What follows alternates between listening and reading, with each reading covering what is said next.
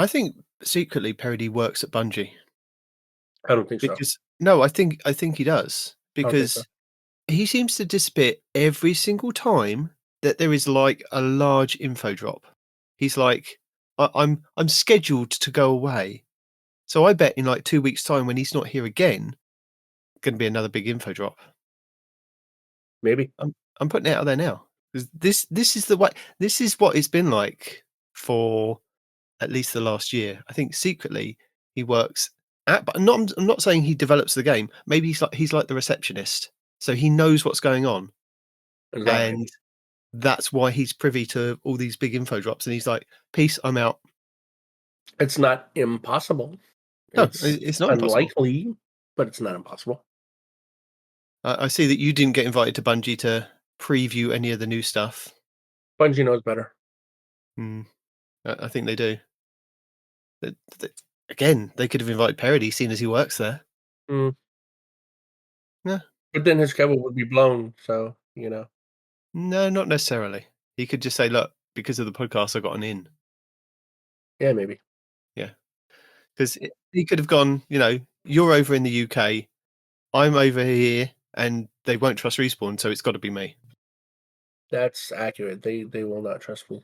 And look, to be honest, go on. That's good instincts on their part.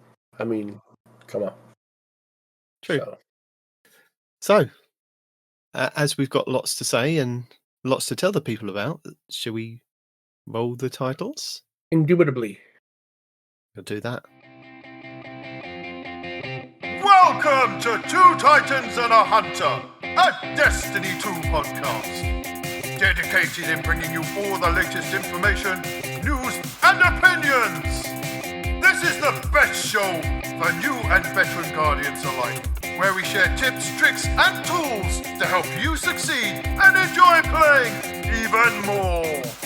So with all that said, let me hand you over to your hosts, the Triumph Hunting Titan Night Demon, the pink-panted pansy Peroty, and your Hunter Master Ranger, Mr. No One Respawns in Real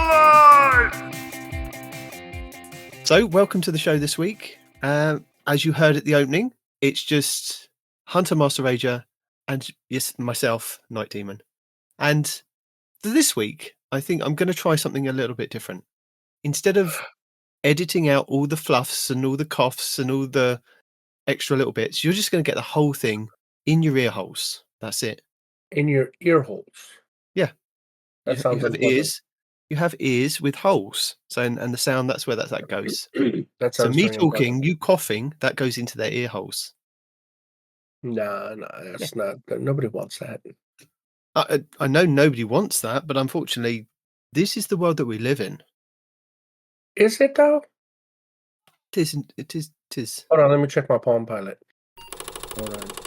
Carry the 1.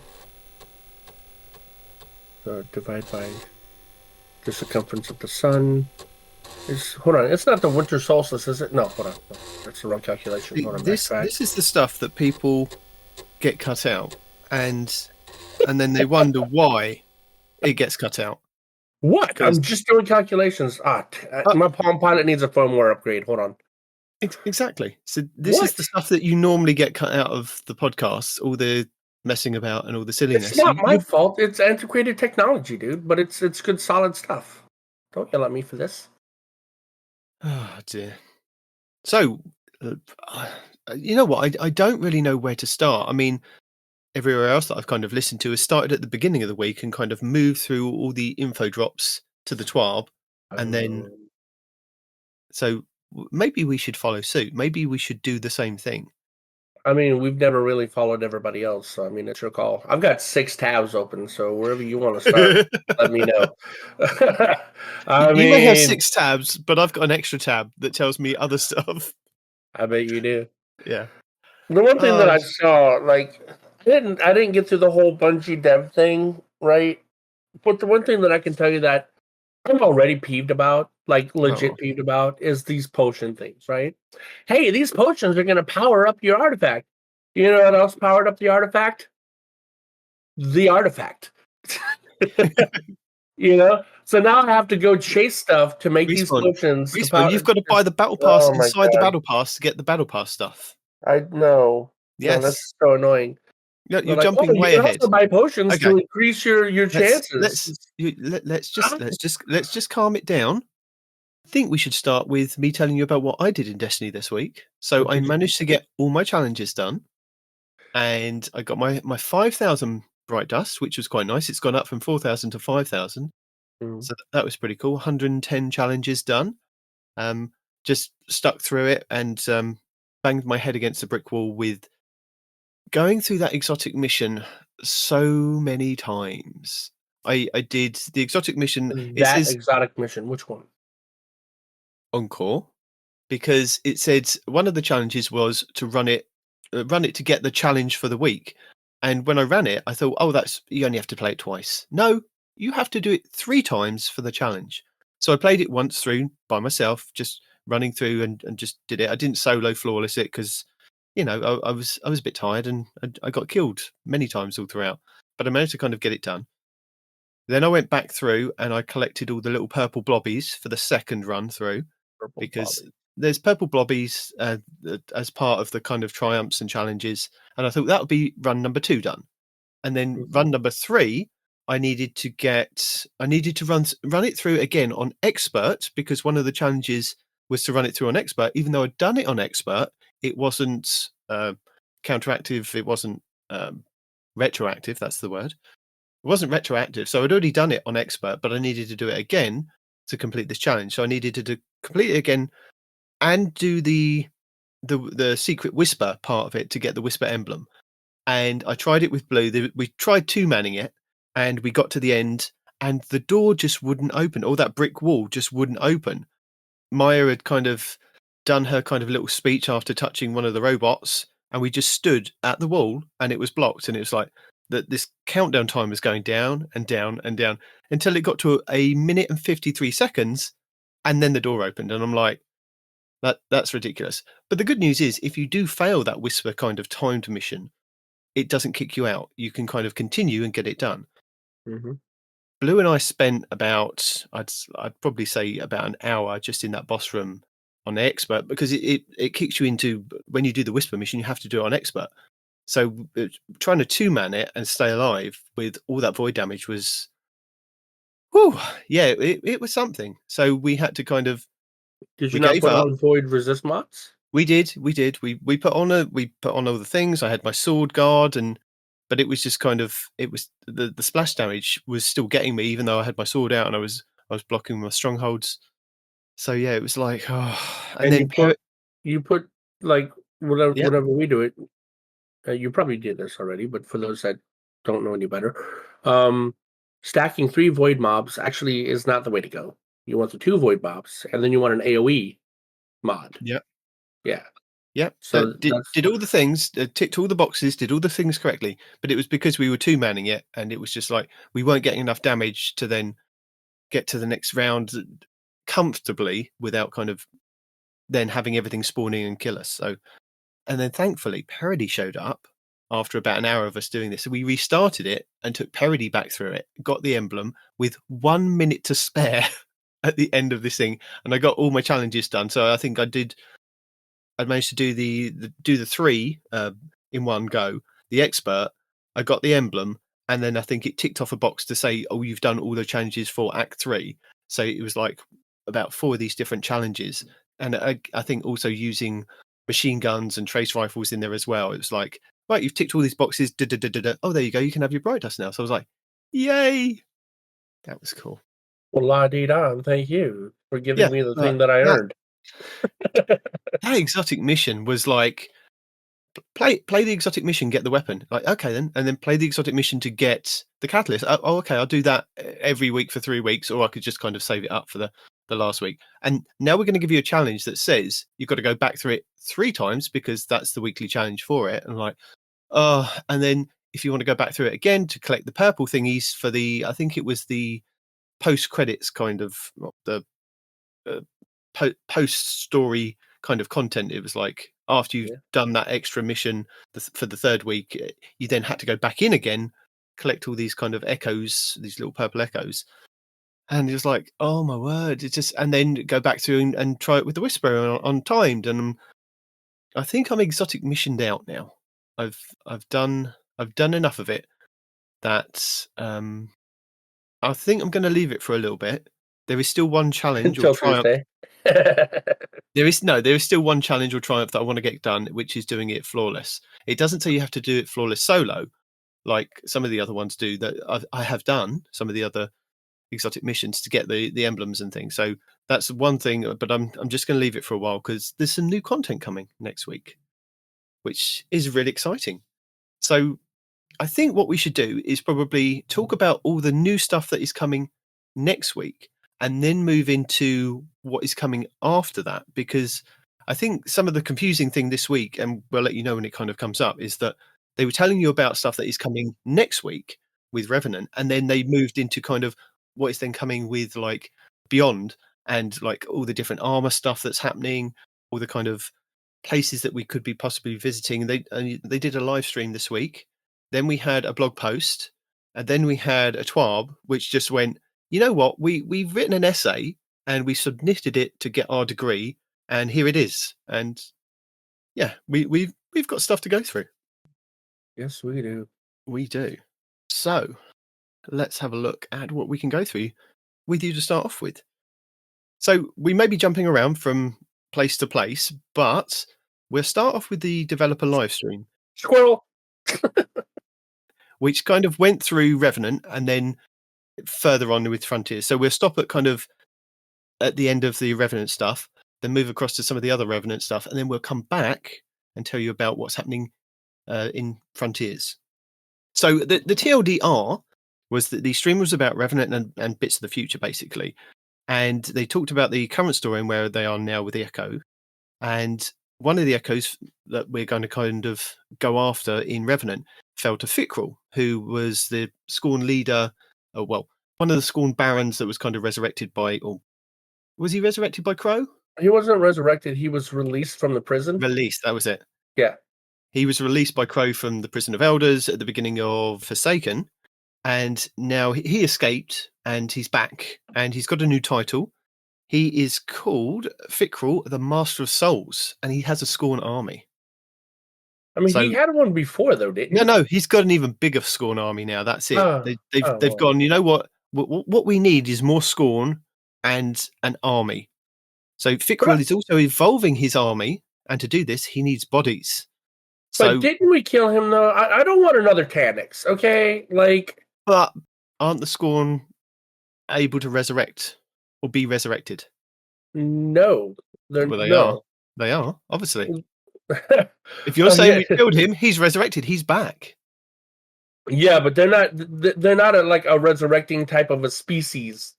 Generally, Tannix is one, and then Tannix ultimately got tired of resurrecting and is just like, yo, just make me a robot. And then we're like, okay, well, we're just gonna fry you then. How about that? And now apparently we have Fickrell that's just like, oh, well, I'm Scorn. I'm a new species, so I can do what I want, and this is not okay.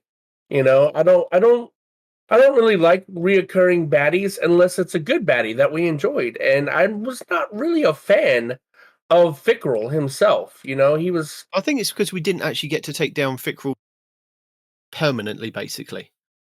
But then we haven't really taken down Maya Sundaresh permanently with their Echo, so they've still got theirs. She's definitely coming back. She became a part of the Vex Milk Network thing, so maybe she's absolutely coming back. Dude. Maybe part of the dungeon. No, I mean, if the Vex Milk work in the way that I'm assuming it will, her consciousness has now become a part of that whole river of milk, and she's gonna pull what was the dude's name in the Marvel movie, the robot Ultron.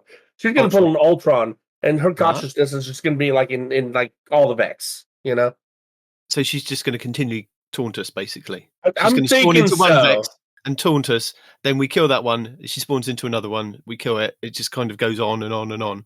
I wouldn't be surprised, yeah. So what we need is a very large bag of salt to dry up the radiolarian fluid. Assuming it's that kind of a liquid, But we need something to dry up. Maybe we should just push it into the sun. Because it might just be an acid, because when we step in it, it hurts us, So then some of us have got it inside them. Not me. All my characters are fallen. Not fallen. God, people with the blue eyes. Awoken? Awoken. You're Those woken. people. Yes. Oh, so you didn't follow in Cade's footsteps then? I would never. I would never. Well, you'd I never cannot- become an Exo then? I cannot replace Cage. You know? No. Oh, never mind. But we are teaming up again with Mithrax and his daughter Ido. So, we must protect Ido at all costs. So we're going to keep her far away from the battle. And she's going to be helping us with some potions and doing some crafting with potions. Don't even And get me started. they did say that this whole episode is metal and there will be so much slaying. And yeah. Isn't that what we do as Guardians anyway? No, but more slaying, like vampire slaying kind of thing. Really? I didn't hear any vampires in there. But we'll be using Elixir tech and knowledge to craft tonics that take on this new Scorn army. Tonic capsules are shown in combat flavors, which can boost artifact perks, and reward flavors, which are a new way to chase gear. And these can attune 2 specific weapons within the season. And the weapons will not be craftable this season because they want us to kind of chase things.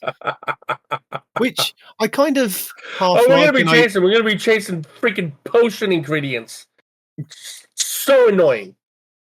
Well, hopefully it's not as bad as the crafting of the cookies that we get at Christmas, because the ingredients for those are very few and far between. Sometimes you could I remember shooting billions and billions of Vex and in radial air and fluid with my risk runner to kind of get electric taste or whatever it was, or the electric taste or whatever it was and I'm like, I'm hitting about 10 of these and I'm getting maybe 1. I'm like, this. Hopefully this year they've sorted out, but that's a rant for a different day. You're being way too optimistic about this. I like your optimism though. Okay. The big thing that they did debut on the live stream is that Onslaught will be coming back. Now, this is the horde-based game mode that we got with Into the Light, and it looks fantastic. It's going to be scalable, so your light will matter, which is something that we did ask for a couple of weeks back. Like, what is in the game that kind of you need to be at the power level to kind of take on these enemies? And Onslaught is going to be one of these places. So they've also updated the current Onslaught that we've got on the 3 maps, Midtown, Vostok, and Moth Yards, and they've kind of tweaked some of them to kind of make them a little bit better. They've also added some of the new kind of defenses that we've got. We've got some new defenses in there, and they've also got some new kind of enemies that we're going to be fighting. Well, not new enemies, but new to Onslaught enemies kind of that we're going to be fighting. And the map that they showed during the live stream was on Widow's Court, and I have seen that the other one, that I think it was Datto, because Datto and Astrocross that I've seen so far got a chance to go to Bungie and record some of the stuff. And the other one is on Europa, in one of the kind of open areas there on the the patrol zone that you can kind of I can't remember where it is on the patrol zone. I do apologise. I wasn't taking notes watching Datto's video, but they did show another location, and I think Astrocross had another location, but I couldn't quite work it out. But it looked very kind of Tangled Shore-ish but that could just be anywhere with caves and things. So I'm not 100% sure with that. So we're getting 3 new maps with Onslaught Salvation. So that is the new version. So I'm guessing that the old version will still be called Onslaught in the Vanguard playlist, and then there'll be a separate node for Onslaught Salvation with the 3 different maps. And it's going to, again, you can play the 10 wave mode or the 50 wave mode, with expert 50 wave mode having power enabled. There'll be new defenses and they showed the D1 shrapnel turret, which do you remember playing on First Light in Destiny 1? You could get in the turret and just sit on that corner and mow people down that were coming at you with their speeders. That's going to make a return in Onslaught, which is pretty cool, because in when we were talking about it, I was comparing it to the Gears Horde. Gears Horde has got kind of one of those turrets that you can kind of get in and sit in and take down people, or kind of stand behind and mow people down. So that'd be a pretty cool thing. I wonder how kind of tanky it is as well. Gears then kind of developed it, and you can kind of walk around in a kind of mech unit as well. There's a mech unit you can kind of craft, and and walk around in. So I wonder how that's going to go. How the iteration of Onslaught's going to play out, which is. But when you really upgrade that exciting. turret, some cool things happen too. Like what were they saying? Like you when you upgrade it fully, you get like incendiary rounds, and any verbs you have related to solar will apply to the turrets that you create. So it's cool that they're playing into your verbs when you create these kinds of turrets too. I think that's pretty cool. Yeah. They did also mention that there will be Dark Cabal who are grasping onto anyone who can give them power. So they now work for Fickrel. So there's going to be Red Legion, Keitel's Legion, and Dark Cabal now. So there's more factions of Cabal to fight. Oh man, those Cabal cowards, bro. Remember the whole time? Remember in the beginning, their lore was so cool. They demolish a moon just because it's in their way, and they'd go to combat, and they're not allowed to return home until they win, and blah blah blah blah. Man, that lore went out the window quick. They're like, somebody please take me in. I don't want somebody to love me. Like cowards. Anyway. Yeah. So we're going to get an airstrike defense, which will mark the ground, and a giant beam will destroy enemies. Higher upgrades are being kept secret. It needs to be tripped by enemies as well. And the trip wires that we all moaned about will now cause stasis, and higher causes stasis crystals. So the more that you upgrade them, so hopefully that'll freeze targets. But I hate the fact that they're a kind of one trick pony. You kind of use it and then it kind of goes away. Whereas it doesn't go away. It comes back after a few seconds. It has a cooldown timer. Yeah, but it's very easily destroyed. In Gears of War, it's they're very tanky no matter what kind of one that you put down. If you put spikes on the floor, yes, the enemies can kind of kind of really badly slow to try and get over, but they can kind of slowly get over and you can take them down. And then when you've got the laser beams, they kind of burn as they're kind of trying to get through them. But yeah, it's I don't know. I know it's a different game. They showed off the season exotic. Did you see this? The grenade launcher? Yes, the primary ammo grenade launcher, which is stasis flavored. I'm still trying to learn how that thing works. I've seen some instances where every time you use it, it hurts you. Whoa. And I've seen other instances where you use it and it just doesn't hurt you at all. Like a warlock was using it. And I know warlocks, like, they heal themselves or whatever, right? But, like, it wasn't doing any damage at all. He was just firing it, and there was no damage to his health. He wasn't healing. He wasn't taking damage, So I'm like, is there, like, some weird thing about it that I'm missing? I think with grenade launchers, you have to be very careful, don't you? I mean, if you're firing them close range... No, they weren't hitting themselves with it. I was paying attention.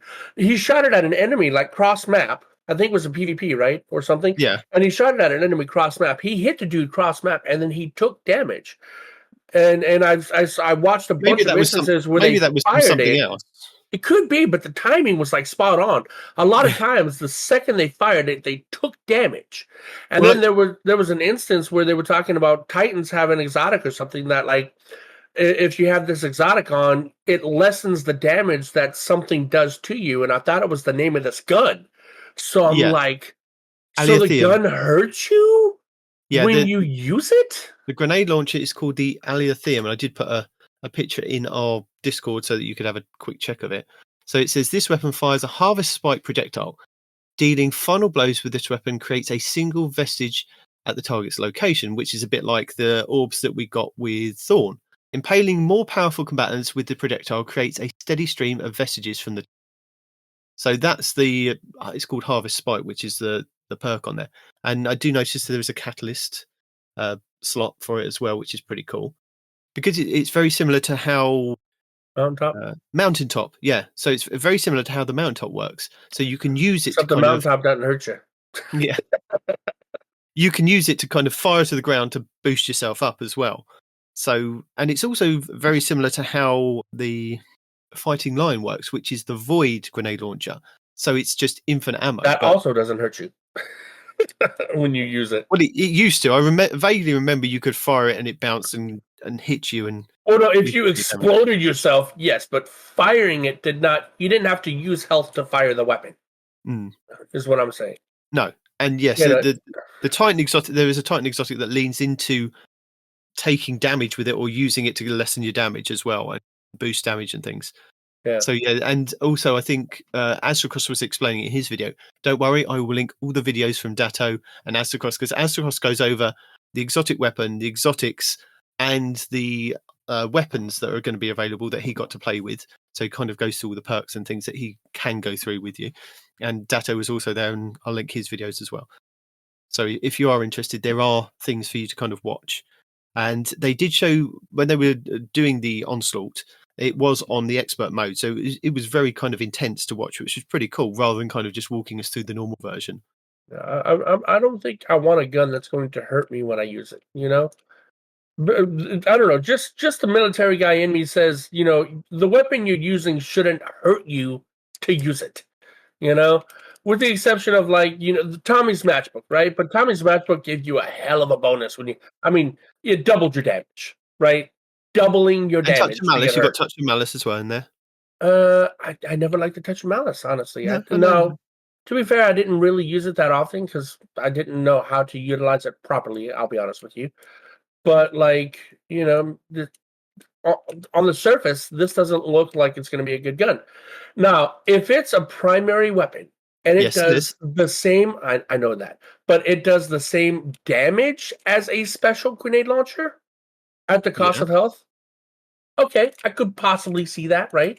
Because a lot of these ammo as well. So yeah, well, I know about the infinite ammo, but with infinite ammo usually comes a damage debuff, right? So if you get the full damage at the cost of a little bit of health every time, I could maybe see that. But if I'm getting a damage debuff and I have to, you know, spend health to use it, absolutely not. That's ass. I don't like that deal. Take it back. You know? Are you clicking again? Yes. I'm using the wrong keyboard. My bad. Just that, you know, I told people they'd have the full experience of the clicks and the clacks and the coughs and things, but I didn't know you were going to be using the clicky keyboard. I forgot about the clicky keyboard. Give me a second. Okay. So Fickle Scorn have a Revenant Baron, which is a new enemy. Once you go through like we have with Onslaught at the moment, there'll be kind of a portal system that will take you to a different area, like we had going to the pyramid ships with the normal Onslaught. This takes you kind of to this Baron's area, and he will run, and you have to kind of chase him and kill him, and then free Fallen that are kind of trapped in these little cages as you kind of go through to try and chase him down. Waves 30, a chance to get a fully masterwork double perk episodic weapon, and Banes are in there as well, but they're only going to be in the expert mode. So the Banes that we kind of went over last week and told you of the new kind of, well, the one that's actually coming with Revenant will be in Onslaught as well. So it's just kind of a different mechanic to kind of fight against, or like with champions, and now we'll have Banes in there as well. It's you can't predict apparently what's coming with them. So Revenant can have modifiers, but you can't predict what's coming with them. You can free the captive Elixni, and and they didn't want to reveal why saving them is important, kind of going through this kind of run. Crow is also going to be helping, help to rectify what he did with Fickrel. Other old school Elixni will appear in the story for drama, and Bungie wanted to build and do more with Onslaught, and this was something they focused on to play with into the theme and make it metal. Again, Moth Yards is going to be updated. They did talk a little bit about Icebreaker, but they held off on talking about the ammo economy. What it does is that it assists and final blows with other weapons generate ammo for Icebreaker. And I'm wondering if you're still going to have just the 6-round magazine, because 6 rounds and a sniper rifle, unless that's I mean, hell, even the Black Hammer. No, it's not Black Hammer anymore. It's Black Spindle. No, Whisper of the Worm. Yep. The Whisper of the Worm, as powerful as it is, did not hit very hard. So if I'm limited to 6 rounds and then I have to kill or assist with another weapon to get more rounds back, those better hit extremely hard, or I better get like reserves or a larger magazine or something, you know? So, because, I mean, 6 rounds, no, bro, that doesn't sound good, man, you know? Now, they say kills or assists, you know, give you ammo back. Now, is that in addition to its cooldown? Or is that the only way you get ammo back? That's also another thing, right?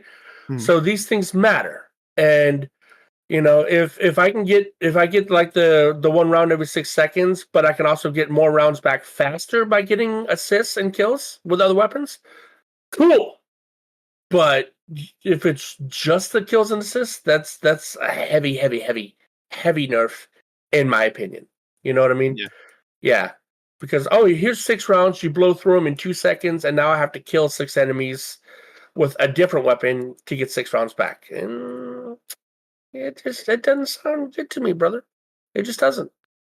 Somebody might be able to explain why that's a good thing. If so, I'm all ears. But as of right now, Respawn's first look opinion sounds like a nerf. Sounds like a big one. We'll see what it is when it comes out, and it also has an interaction with stasis as well. But they didn't. That sounds cool. That didn't go into that one. Yep. So yeah, they did show the new artifact, and we will go through that with the TWAB because they detail every single perk that we can kind of go through with that. They teased a fighting lion buff, which applies volatile. Again, we can kind of go through that in a second.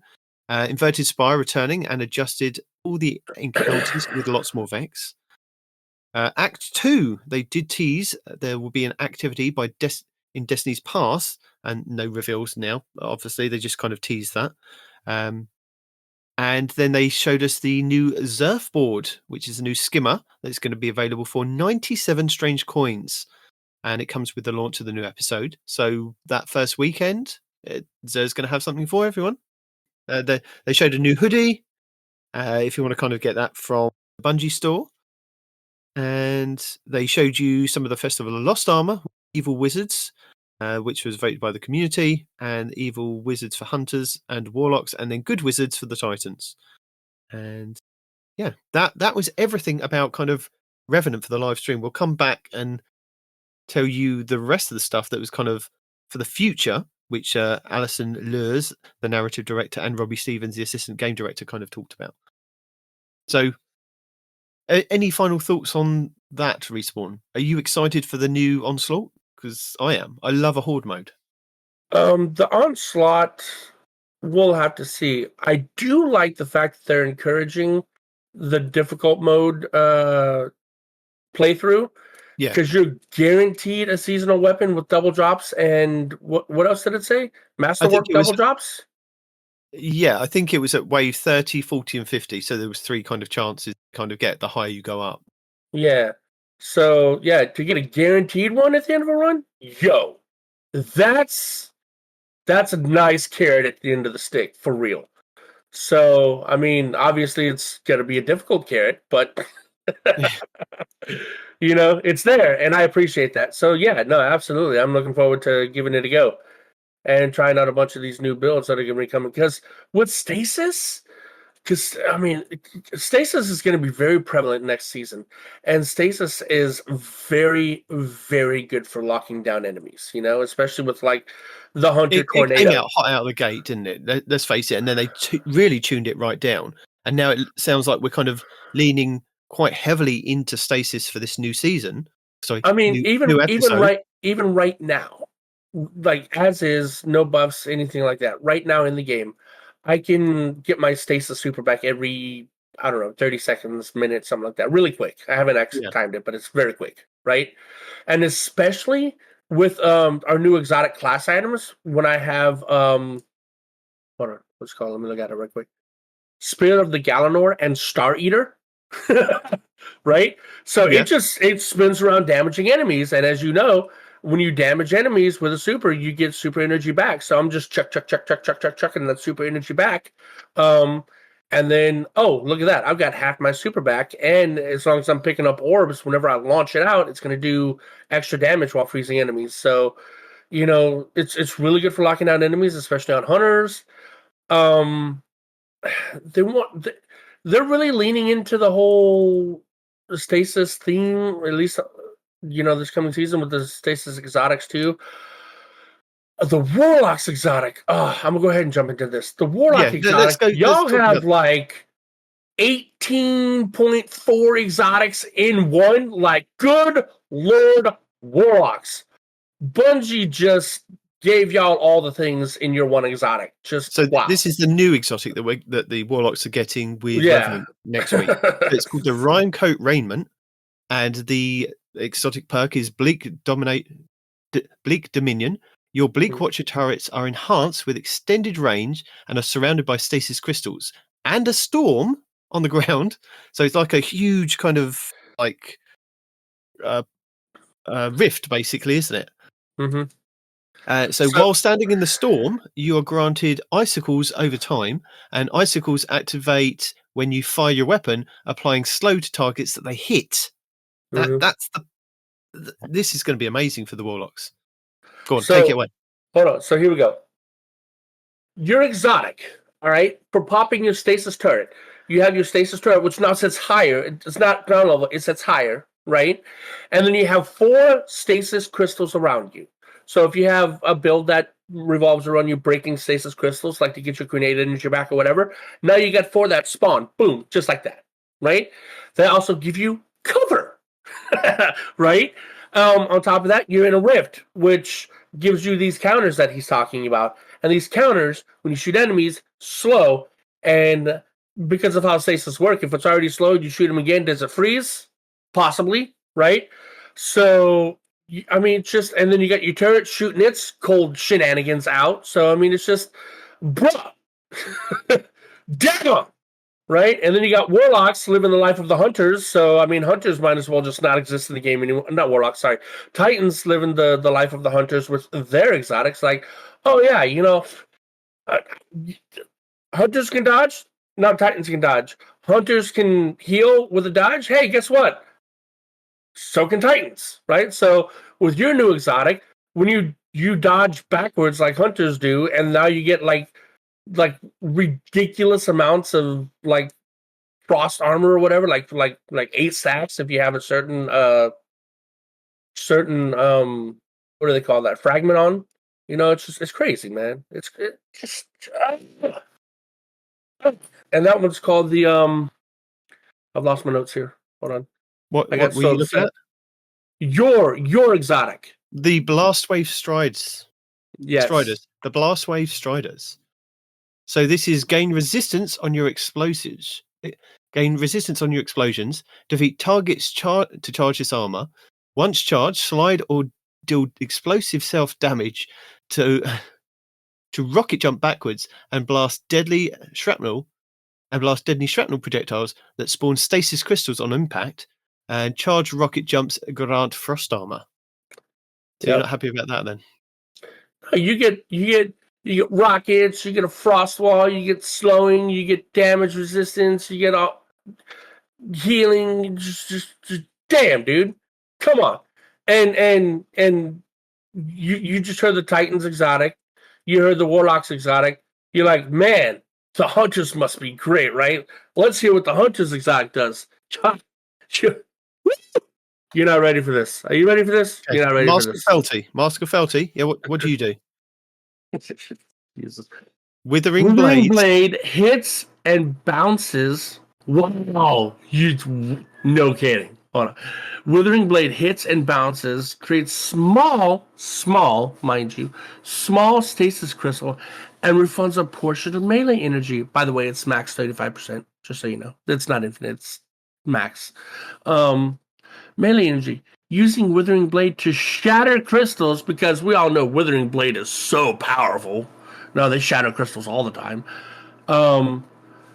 Withering Blade to shadow crystals or frozen targets releases a spread of more Withering Blades. Wow! So you're going to take one of the weakest melees, expect this melee to shatter crystals or frozen enemies, and then if it does that, release even more of these weak-ass melee to do what exactly? I'm not happy about this exotic at all. This is they hate us. They hate us. That's just how it is. They nerfed us into oblivion 3 times last season, and when it came to making the exotic, they're like, we gotta show the Hunters how much we truly hate them, and this is what they get. So, my Hunters out there, this is how much Bungie loves us right here. We get an exotic that takes our already weak melee and expects that weak melee to do something that it's not probably ever going to do. So, Yay! I think you're just moaning for moaning's sake. Not moaning. The Withering Blade is weak. The Withering Blade slows. It doesn't kill, right? So they're like, oh, we're going to let it... No, if it created like large stasis crystals or something, cool. We could use that to charge our grenade, our force field grenade. I could use it for that, right? But, it doesn't. It creates small stasis crystals. And if we happen to break a stasis crystal or shatter an enemy, which it's not going to do, then it's just going to do like a little AoE of more of these weak-ass melees. I mean, look at that compared to the Titans and the Warlocks Exotics. And you tell me, are they even in the same classroom? Do we even go to the same school? No, it's not comparable. They gave y'all really good exotics and just pooped on hunters. I'm not moaning for moaning's sake. The creative team just gave up on our exotic after taking so much time. They started with the Warlocks, had really good ideas with the Warlocks, then jumped to Titans, had some good ideas with the Titans, and then they were just tired. They ran out of coffee. It was a long day, and they're just like, what's left? Well, okay, give that to hunters. Whatever. Let's go home. It was doing another long day, and they gave us what was left. Is what happened. You're funny. So yeah, those are your exotics, along with the Aletheum, which is the primary stasis exotic grenade launcher. So that's some cool stuff to look forward to. So now we're going to jump across to the TWAB for this week, which is This Week in Destiny for the 3rd of October. And this week in Destiny, it's all about the episode Revenant, which is launching on October 8th, if you didn't know. And funny enough, I did, I know this is jumping backwards a little bit, I did a raid this week, which took, I'd want to say upwards of 3 hours, but I stuck with it because the group were just funny and we were having a good laugh. And it sounded like there was like maybe 1 or 2 of them that hadn't kind of done the raid before, and it was King's Fall. And yeah, it was just funny. But a couple of those guys in there were not aware that the new season started on Tuesday. And I'm like, it's just me. It's just me that I just, because I know these things. And I'm like, you got a new season on Tuesday, or a new episode on Tuesday. But anyway, yeah. So what we're going to be going over in the TWAB this week is they want to ask you a question. They want to ask you, did you watch the stream on Tuesday? We didn't have to, but we will link it in the show notes if you do want to kind of go and look at it. But I did give you the kind of TLDR on it, so you're kind of covered with that. We are going to be going over the new episode artifact. We're going to have a look at the sneak peek of the exotic armor changes. So this isn't new stuff.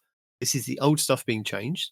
There's going to be some weapon tuning, new weapon mods, a preview of the new weapon rewards, as well as Iron Banner and weapons, fixing some legendary ornaments, which, there was a long kind of, this is why we've done this. This is why we've done that. We've looked at this. We've looked at that. We've kind of TLDR'd it for you. So it's all kind of shortened down. And they want to kind of tell you about a reprise strike coming. So, also our first Discord quest, not ours, but Bungie's. Hurricane Helena,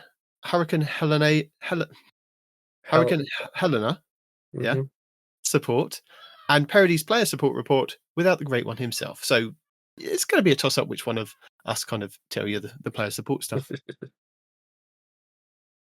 So again, they talk about the dev stream. Fikril is back, wielding a new power ability to transform his Scorn into something more dangerous than ever. And we have to work with Mithrax and Ido to help fight him once more. The new artifact, they did show it on stream, and as Cross has kind of got a video going over it as well. But it's called the Slayer Baron Apothecary Satchel. That's a mouthful this season. I'm just going to call it Miss Satchel. The elemental focus for this episode will be Stasis, Arc, and Void, with Act 1 featuring the most Stasis mods ever added to an artifact. And Frost Armor will play a key role in the artifact's build crafting, granting you increased bonuses to Stasis. So for column 1, we have Anti-Barrier Scout Rifle. Scout rifles you wield fire shield-piercing rounds and stun barrier champions.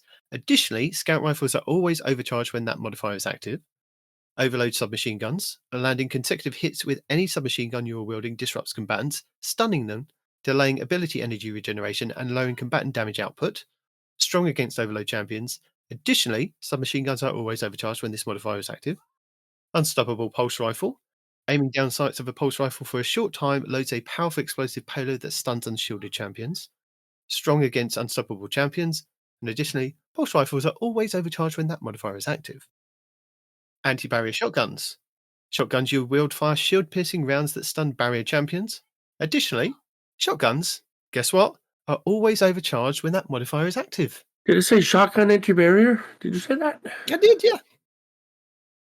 We also have overload breach loading grenade launchers. So this is specific breach loading grenade launchers, not the heavy ones. So damage a combatant with primary or special ammo grenade launchers disrupt combatants, stunning them, delaying ability energy regeneration and lowering combatant damage output. Strong against overload champions. And you've guessed it, additionally, primary ammo and special ammo grenade launchers are always overcharged when that modifier is active. So Witherhoard is in there as well. Cool.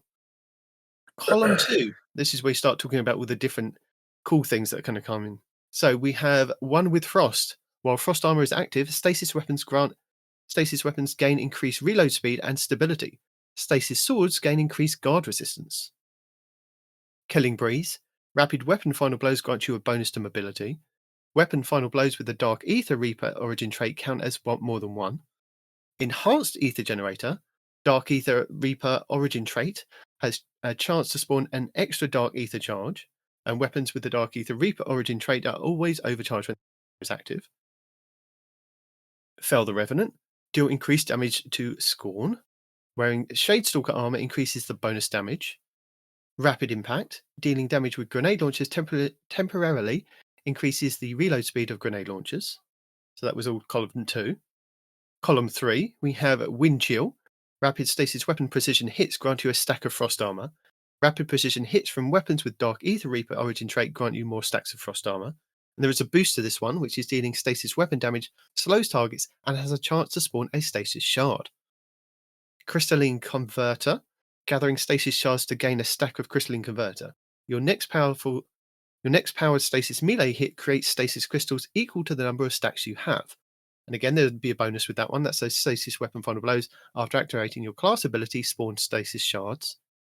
Total Carnage. After finishing a powerful combatant, gain temporary damage resistance. While you have 2 or more Shadestalker armor pieces equipped, after finishing a powerful combatant, gain increased temporarily damage resistance and replenish health. Power from the Pain. Rapid final blows against weakened combatants grants you Devour. Boost is your rapidly defeating weakened combatants spawns a Void Breach. Trace Evidence. Rapid precision hits or rapid final blows on targets affected by Jolt or Blind will generate ionic traces. And the boost for that is picking up an ionic trace grants an armor charge. Column 4, we have Armor of Eramis. While Frost armor is active, taking critical damage from combatants causes you to emit a freezing burst. Boost is increased radius and strength of the freezing burst. Crystallized Auto Loader. Shattering stasis crystals releases a shard of ice that damages and slows targets. The boost for that is shattering frozen targets and stasis crystals deals increased damage.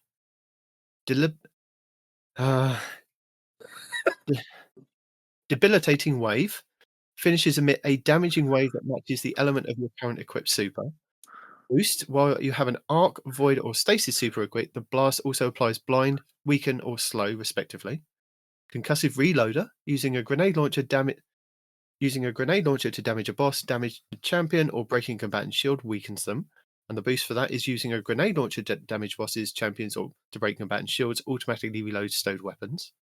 Retinal Burn. Rapid arc weapon precision hits consume an armor charge to blind the target. And the boost for that is blinding a target this way instead emits a blinding burst. And then finally, for column 5, we have Brain Freeze, which is frozen combatants become shrouded by a chilling fog, which slows combatants that they aren't already. Weapons with the Dark Ether Reaper origin trait deal more damage to frozen combatants.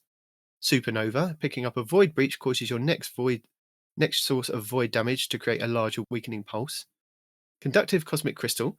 Your arc abilities, void abilities, and weapons with Dark Ether Reaper origin trait do bonus damage to targets that are affected by stasis debuffs.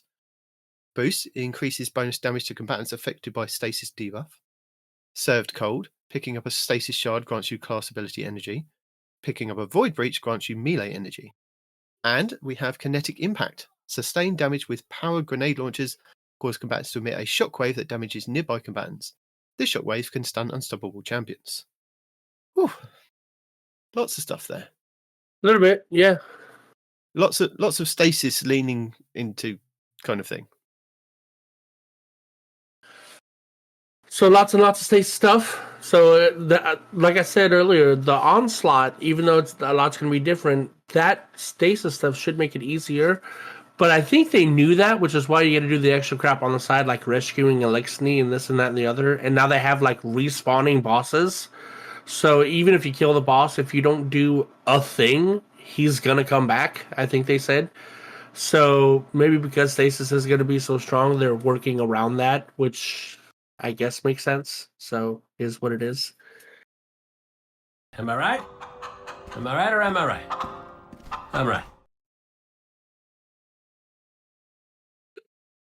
Damon, you muted yourself, dude.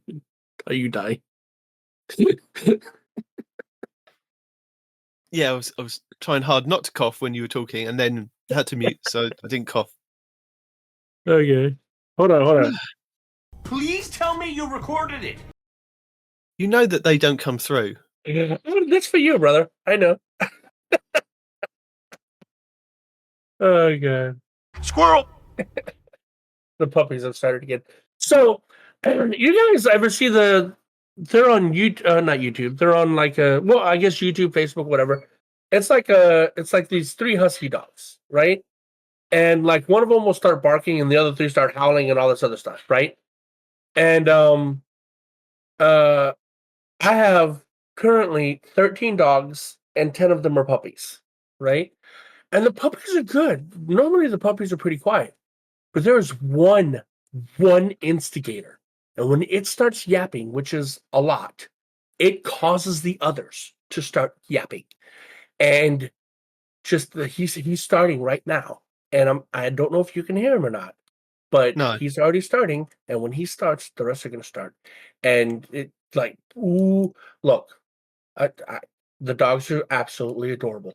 But I have this unyielding urge to donate them to a Chinese restaurant, okay? If you get my drift. Just like, you know what I mean? Come on. It's just so annoying. Whatever. You can hear the puppies? I'm sorry, dude. I can't hear the puppies. The chat can. Oh. Next, we have exotic armor tuning for Revenant. So this is existing armor that is going to be tuned. So all of these changes have a short explanation of the reason why they're being changed, but we're kind of going to skip all of that because you don't really need to know all of that. So some exotics have been added to benefits of other exotics, and some have kind of been changed completely because their exotic perks have kind of just been included in another exotic. So they just need to be changed as well. So to save time, we're just going to give you the TLDR for all of these. That if you really want to know, you can go and kind of check out the TWAB and have a look for yourself. So we will link that in the show notes. But first up, we have the Hunters. So Lucky Pants now provides movement bonuses, including increased slide distance and sprint speed when a hand cannon is equipped.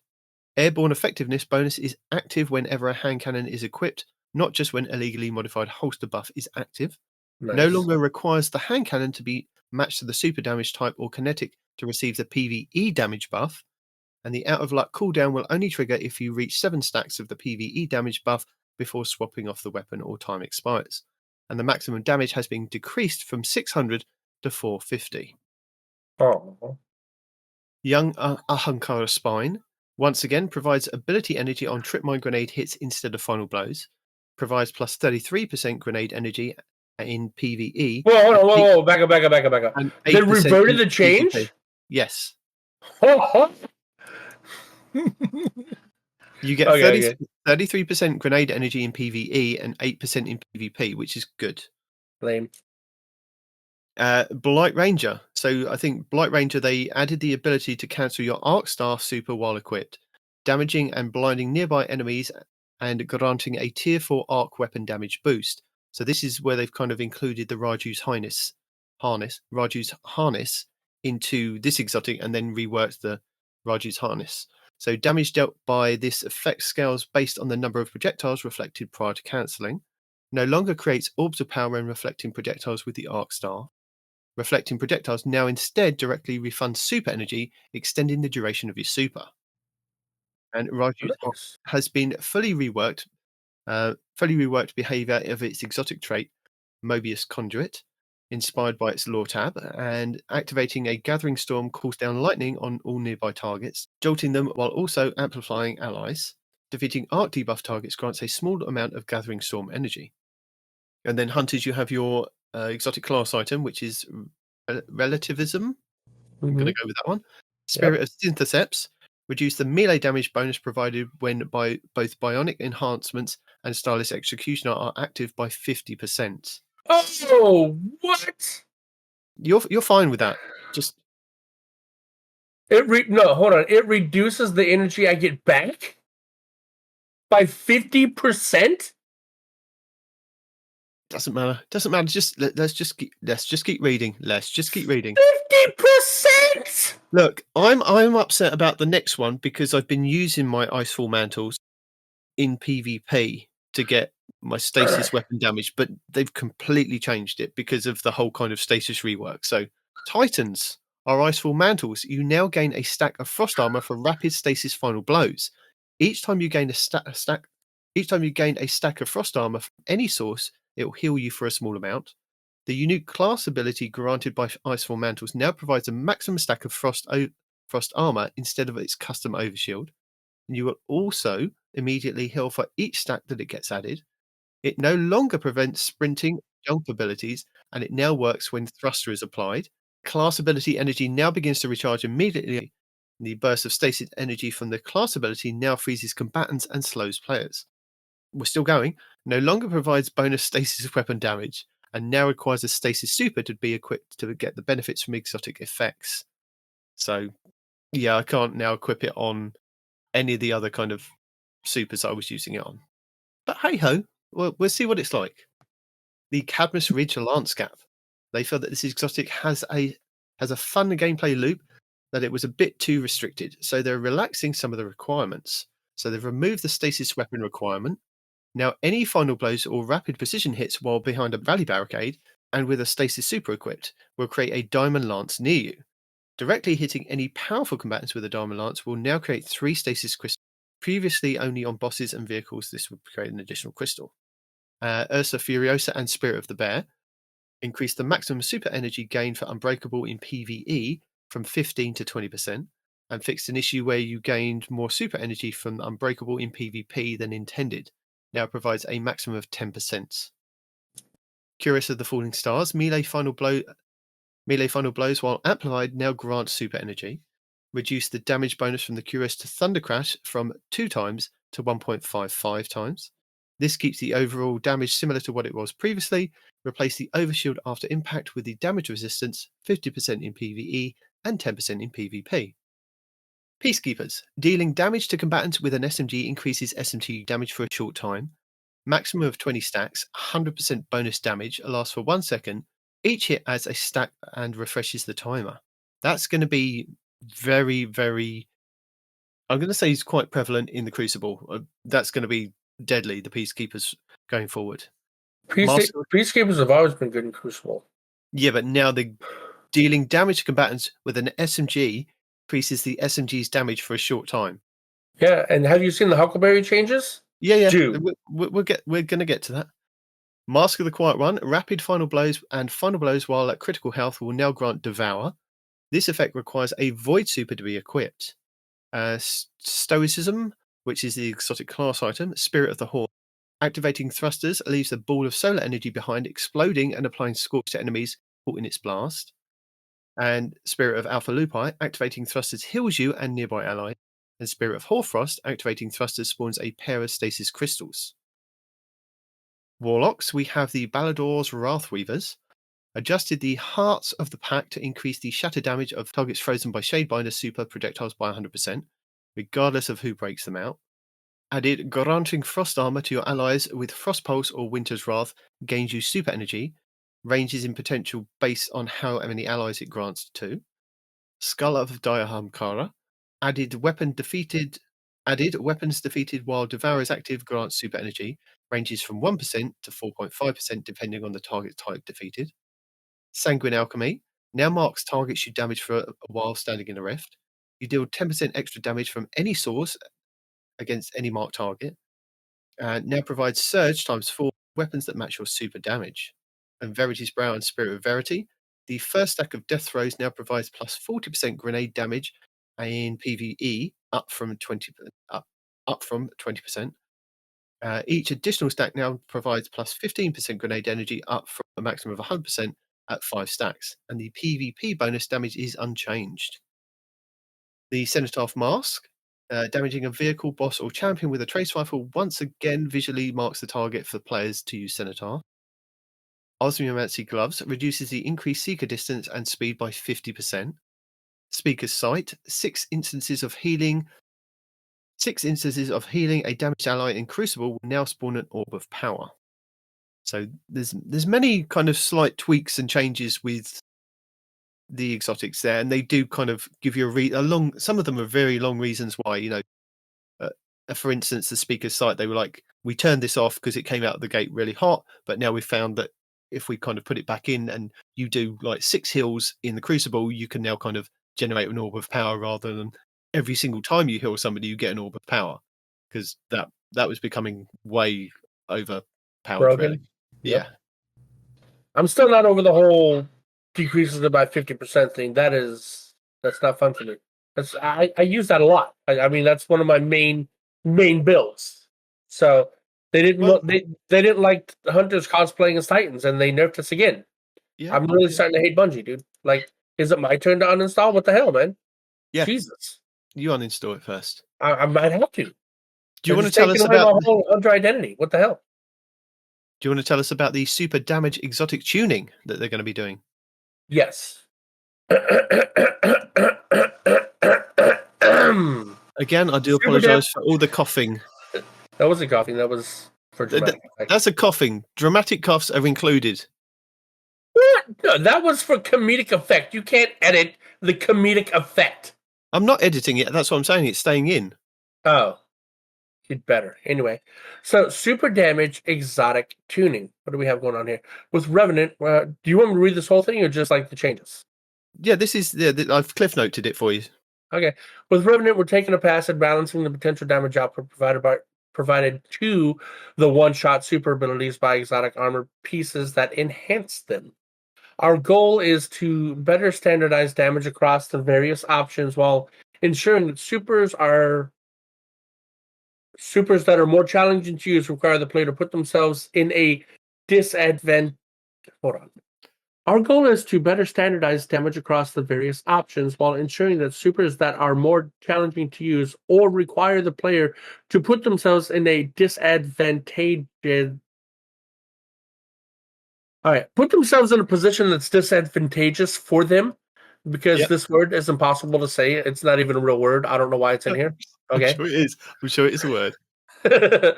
To use or require are more potent, right? So the harder the super is to use, the better they're gonna try to make it, is the TLDR. Why didn't you just put that? Okay.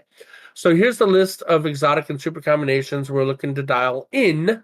I love it when they say things like that. Like by how much damage they will put out after this update, with the highest damage at the top. Oh my god, I haven't seen this list. The first thing I see better be a Hunter or I'm gonna cry. Okay, let me see. Curious of the Falling Star. Tight. Of course it's tight. No, but it's unchanged. It's unchanged. Yeah, whatever. And then right behind that is so Curious of the Falling Star unchanged. Pyrogale Gauntlets Burning Maul plus 10%. Spirit of the Star Eater plus Nova Bomb minus 12%. What the? Wait, hold on. Didn't they just say they're going to be upping it, and this is a nerf? Just please keep reading until you get to the bottom and read the note. Oh, whatever. All right, Spirit of the Star Eater plus Twilight Arsenal minus 26%. Jesus. Spirit of the Star Eater plus Needlestorm is unchanged. Spirit of the Star Eater plus Storm's Edge is unchanged. Celestial Nighthawk plus Olingun minus 5% versus bosses only. So another nerf on stuff. Note: Celestial Nighthawk Golden Gun will still deal around 70% of the damage of a Curus Thunder Crash. So still not max damage. So you're gonna give the tank class the highest damaging super in the game because that tracks. Yeah, let's make the tank. It's unchanged. It's unchanged. It doesn't The matter. Curious and You're the Thundercrash. tank. I'm the DPS. Why do you have the highest damaging super?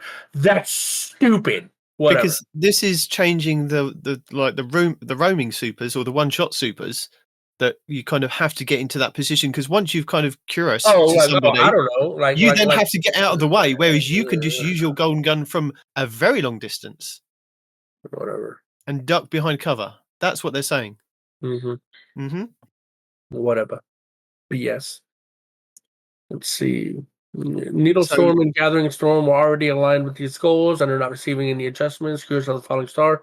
Reduce the damage bonus from Curious to Thunder Crash from 2 times to 1.55. Okay. Hurricane Gauntlets increased Cyclone's damage by 10%. Spirit of the Star Eater reduced the benefit granted to Nova Bomb from 70% to 50%. Reduce the benefit granted to Thunder Crash from 70% to 50%. When paired with the increased Thunder Crash base damage, this nets out about 15% increase to the damage compared with live. What? Yeah, that's what they said. Okay, whatever, compared with live. Reduce the benefit granted Twilight Arsenal from 70% to 25%. Ooh, see, now, that is a big enough, but I guess you can do it from a distance. But at the same time, you do have to go in and grab the axes to continue on. Yep. How much do your axe like? I know the burst damage, like when you throw the axes, is pretty high. But when you actually hit with the axes, is that still pretty good damage, or is it just kind of meh? I think it's pretty good, and then you can follow up with the 3 axes again, can't you? Well, that's what I'm asking. The 3 axes, the damage of the melee axes themselves, is that pretty good, or is it just kind of meh? I think so. Yeah, I still think it's pretty good, but it's very hairy to try and grab one if it's at a boss's feet. So I think if you throw that at a boss, which you would think you would be, right? Yeah. Those axes should probably get a massive buff. Even if your overall super was nerfed down to 25% like they've done here, right? Because it's a ranged thing. I think that damage they took away, so that's what, like 45% damage that they took away from your ranged part of it, they should add to the melee part of the axes. I think that would be pretty cool. And I know I'm glazing on the Titans right now, but I get to use those axes. So shut up. Okay, Celestial Nighthawk reduced damage versus boss by 5%. You suck. Weapon tuning and new mods for Revenant. Well, before you get into that, they do say that while these changes may look scary, they're actually going to be bringing some of the supers closer together in damage, allowing for more options to be competitive and viable in their most challenging combatants. I don't care. Most challenging content.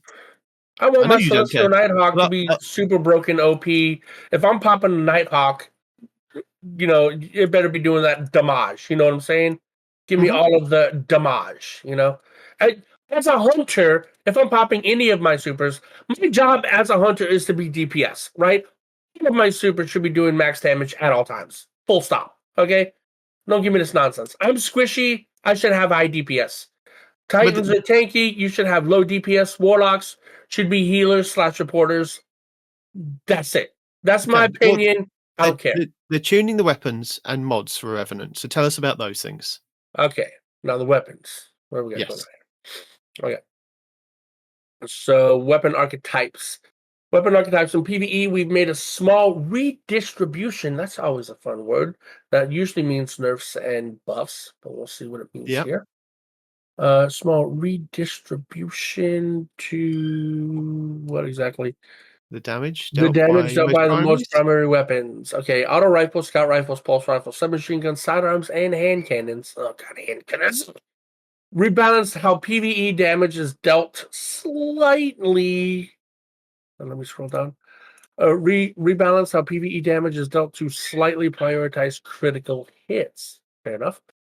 Increase critical hit damage between 5% and 7% depending on the frame. Increase body shot damage by between 5% and 7% depending on the frame. Pulse rifles. Heavy bursts including graviton lance, so they're not segregating it. Cool. Nope. And revision zero's heavy burst increases the RPM from 300 to 324. That's a nice change. Yeah, it is. More Increase the squeaky damage. oil changes. What's that? Make more squeaky oil changes for it. Yeah, and the burst fire damage includes the solar heal kill one from the newest raid. So yes, big fan of that one. If you haven't got that one, do the raid. Get that one. It's actually really good. Just that simple. Yeah, we'll just do the raid. Yeah. I mean, you do it. I will. Stop being a girl about it. Anyway. Hold on. My team just entirely died to 1 Minotaur. I got just let them die. Do hunter things. You've got important stuff to read. I do. I'm sorry. Okay, sniper rifles. No, I'm not there yet. No. Decrease damage in PvE by 18% for legendary weapons. Ew.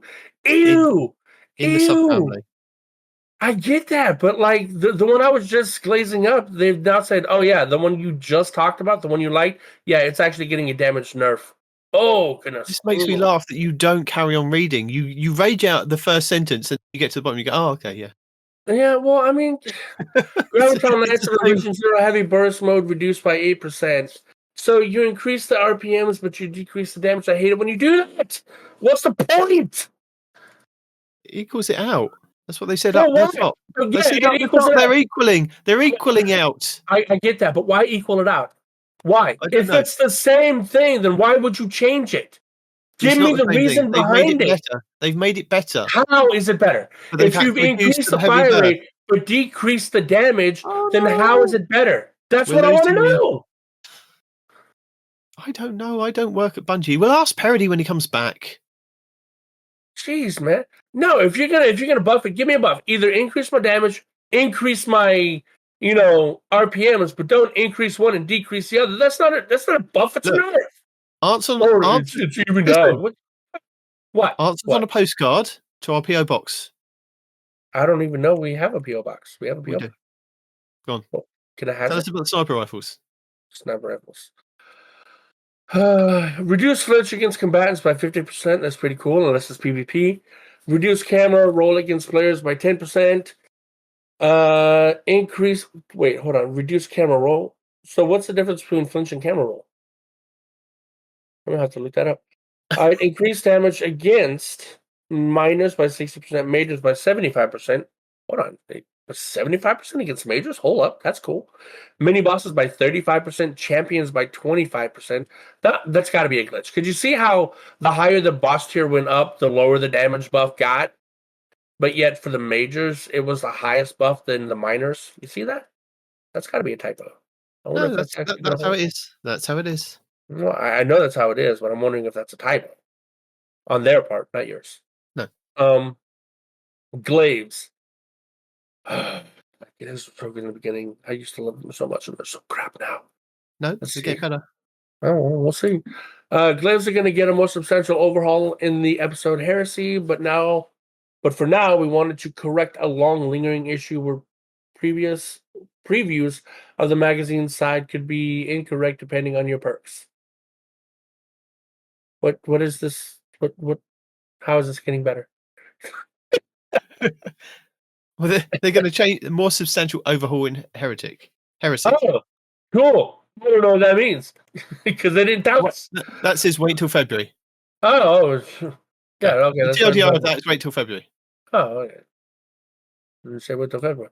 Why even bring it up here? I hate when they do that. Hey, we're going to do a thing in 6 months. Why did you say that? No, but they're doing something now with the ammo stuff. It says previews of the magazine size could be incorrect depending on your perks. Yeah. That's all that says. Well, they're changing it to make sure it's. To me, it looks like a visual bug. It looks like they're fixing a visual bug. Yes. They're not increasing or improving anything. They're improving your visuals. Yeah, your visuals. Yeah, there you go. Shotguns. Minimum damage after fall off has been increased from 0 to 40% for damage versus AI only. So minimum damage after fall off. Oh, so you can have a minimum of 40% damage against AI. So you're gonna get like, instead of just like the bullets evaporating into mist, you're actually gonna hit something. Is that what that means? Yeah. Okay. Interesting change. I like it. Shotguns are actually going to be viable, which they should be if you're going to make shotgun anti-barrier. It helps if their shotgun rounds don't just evaporate after, 6 feet. Anyway. Ridiculous. Okay. So, rocket assisted sidearms, please don't nerf them. I don't want to read. Not I'm yet. so afraid Not they're yet. going to read them. Not yet. Okay. Rocket assisted sidearms are kings of the mountain in PvE right now. Keep them that way. And large part stems from their ability to be effectively used as the primary weapon.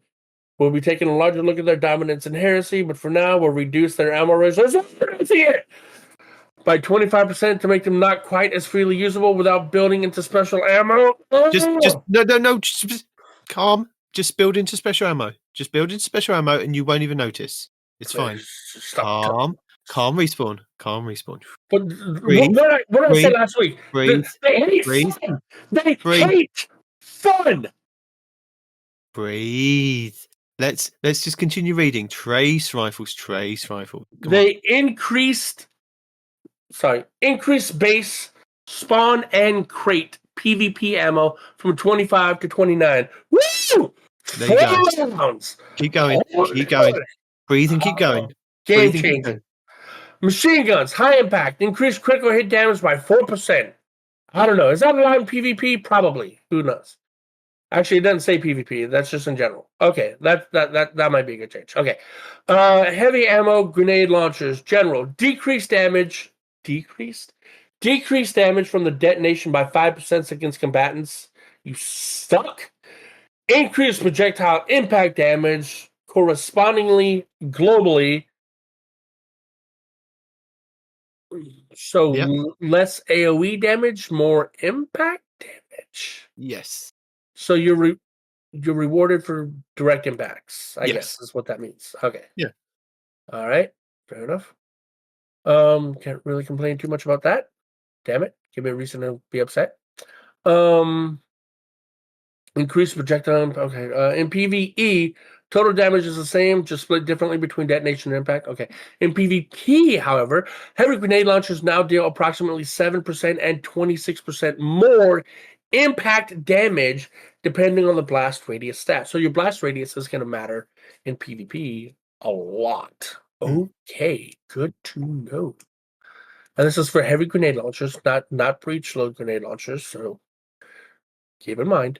Yep. Rapid fires, increased rapid fire frame impact and detonation damage by 7%. So that's both of those get to 7%. Okay. Yeah. PvP weapon micro tuning. There's micros that need to be tuned.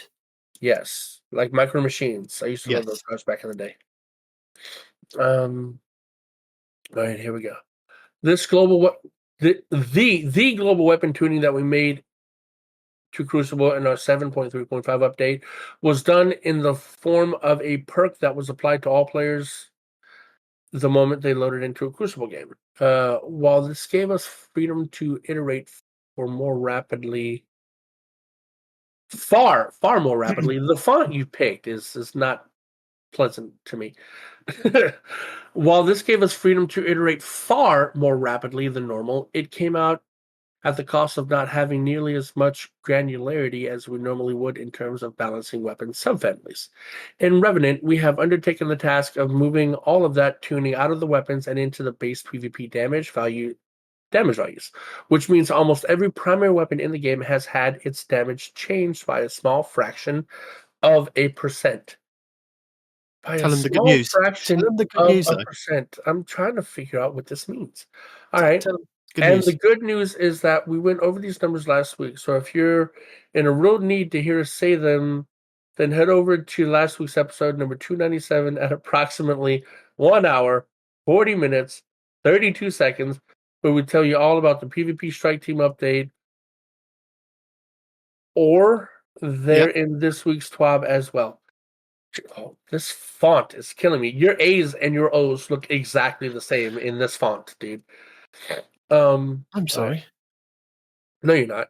No wonder reading is hard. You make it hard on yourself. No, I can read this. This is fine. So yeah, that's the good news. We've already told you about it, so we won't be telling you about it again this week. So there you go. Cool. But I will tell you about some exotic weapons. And the Choir of One is one that is shipped just a little bit too hot in PvE, both in terms of how much ammo it could have in its reserve and how much damage it was dealing at point blank range. Which one is that? On the other hand, that's the new one. The new the gun that I'm currently using right now that I don't know the name of. Yeah. Duh. On the other hand, in PvP, players quickly realised they had the opposite problem. There's not nearly enough ammo and insufficient damage against players when fired from the hip. So they're going to reduce the base reserves from 250 to 200 and reduce the max reserves from 384 to 300. They're reducing the impact damage and point blank projectile by 50%, and increasing the hip fire projectile damage against players by 10%. Now starts with 7 ammo in Crucible and gains 7 from crates and ammo bricks. So there you go. It's being touched. It's being fondled with, and but I don't want to be touched and fondled with. I like this gun. Yeah, you do know, but they needed to touch it.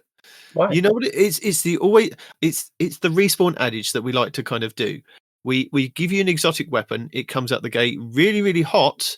People love it. They have to go and farm for it. They get it. They play with it for a couple of months, or in this case, just literally a couple of months, and then it has its nerf. A bit like the Whisper of the Worm. I always hark back to what you said about that. So, yes, Huckleberry, the submachine gun that nobody is using. Well, I say that people are still using it, but it now fully reloads on a kill, and they've replaced the catalyst with kinetic tremors. So for those of you that don't know what this is, so the catalyst for the Huckleberry, like the Huckleberry base, used to give you back some of the rounds on the kill, standard. The catalyst changed it so that it would refill all of your magazine on a kill. Well, they've reworked it so that the base gun refills all of your ammo on a kill. And now the catalyst gives you kinetic tremors. Now, the Huckleberry itself is a submachine gun. Well, what does it do? The Huckleberry is a very unique gun, and it's a very fun gun in that the longer you hold the trigger, the more damage it does. And people's like, "Wow, that sounds amazing." It goes up to Rampage ×3 quicker than Rampage ×3 on other Rampage ×3 weapons can do. And holds it there for a little bit longer. Or is it shorter? It's one of the two. Well, no. The problem is the longer you hold it down, the crazier the gun gets. No, wait, hold on. Ride the Bull. Is Huckleberry Ride the Bull? Am I thinking of the wrong one? Hold on. I think so. I might be lying to all of y'all. Hold on, stand by. Standing by. I might even play some music while we stand by. There's some music here. That's the ball. That is the right one. Ride the Bull. Yeah, okay. Increase rate of fire and recoil. Recoil while you're holding down the trigger. Kills with this rep and reloader portion of the magazine, right? So unless they've gotten rid of Ride the Bull, right? The longer you hold it down, the more damage it does, and it gets crazy to hold. It goes all over the screen. So controlling this gun gets a little nutty. So the great part about this gun is you get especially for Titans with your the exotic, the Peacekeepers, it's bonkers. You just run in point blank, put it in somebody's chest, and just go ham. Fills magazine, does damage. Who cares about recoil? You don't care about recoil. You're not sighting in.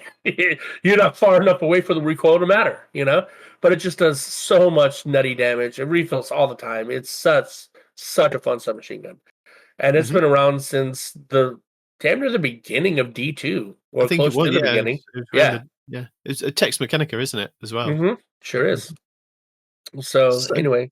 Next, we have the Terraba, which is the solar submachine gun that you can kind of charge up. And then once you've charged it up, and charging up is with hits on enemies or enemies making hits on you, you charge it up, it then kind of, you can push the button again or double tap the button again, and you release the beast, or the ravenous beast, and then that kind of then fires a lot faster and does a lot more damage. and you can kind of keep it going in PvE a lot easier than PvP. But I've seen a lot of people using PvP.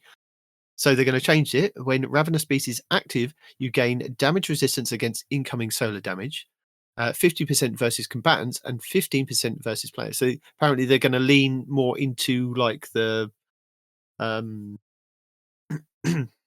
what's the lean more into the kind of the Risk Runner version. So this is the solar version of the Risk Runner, which is the Arc version. Yeah.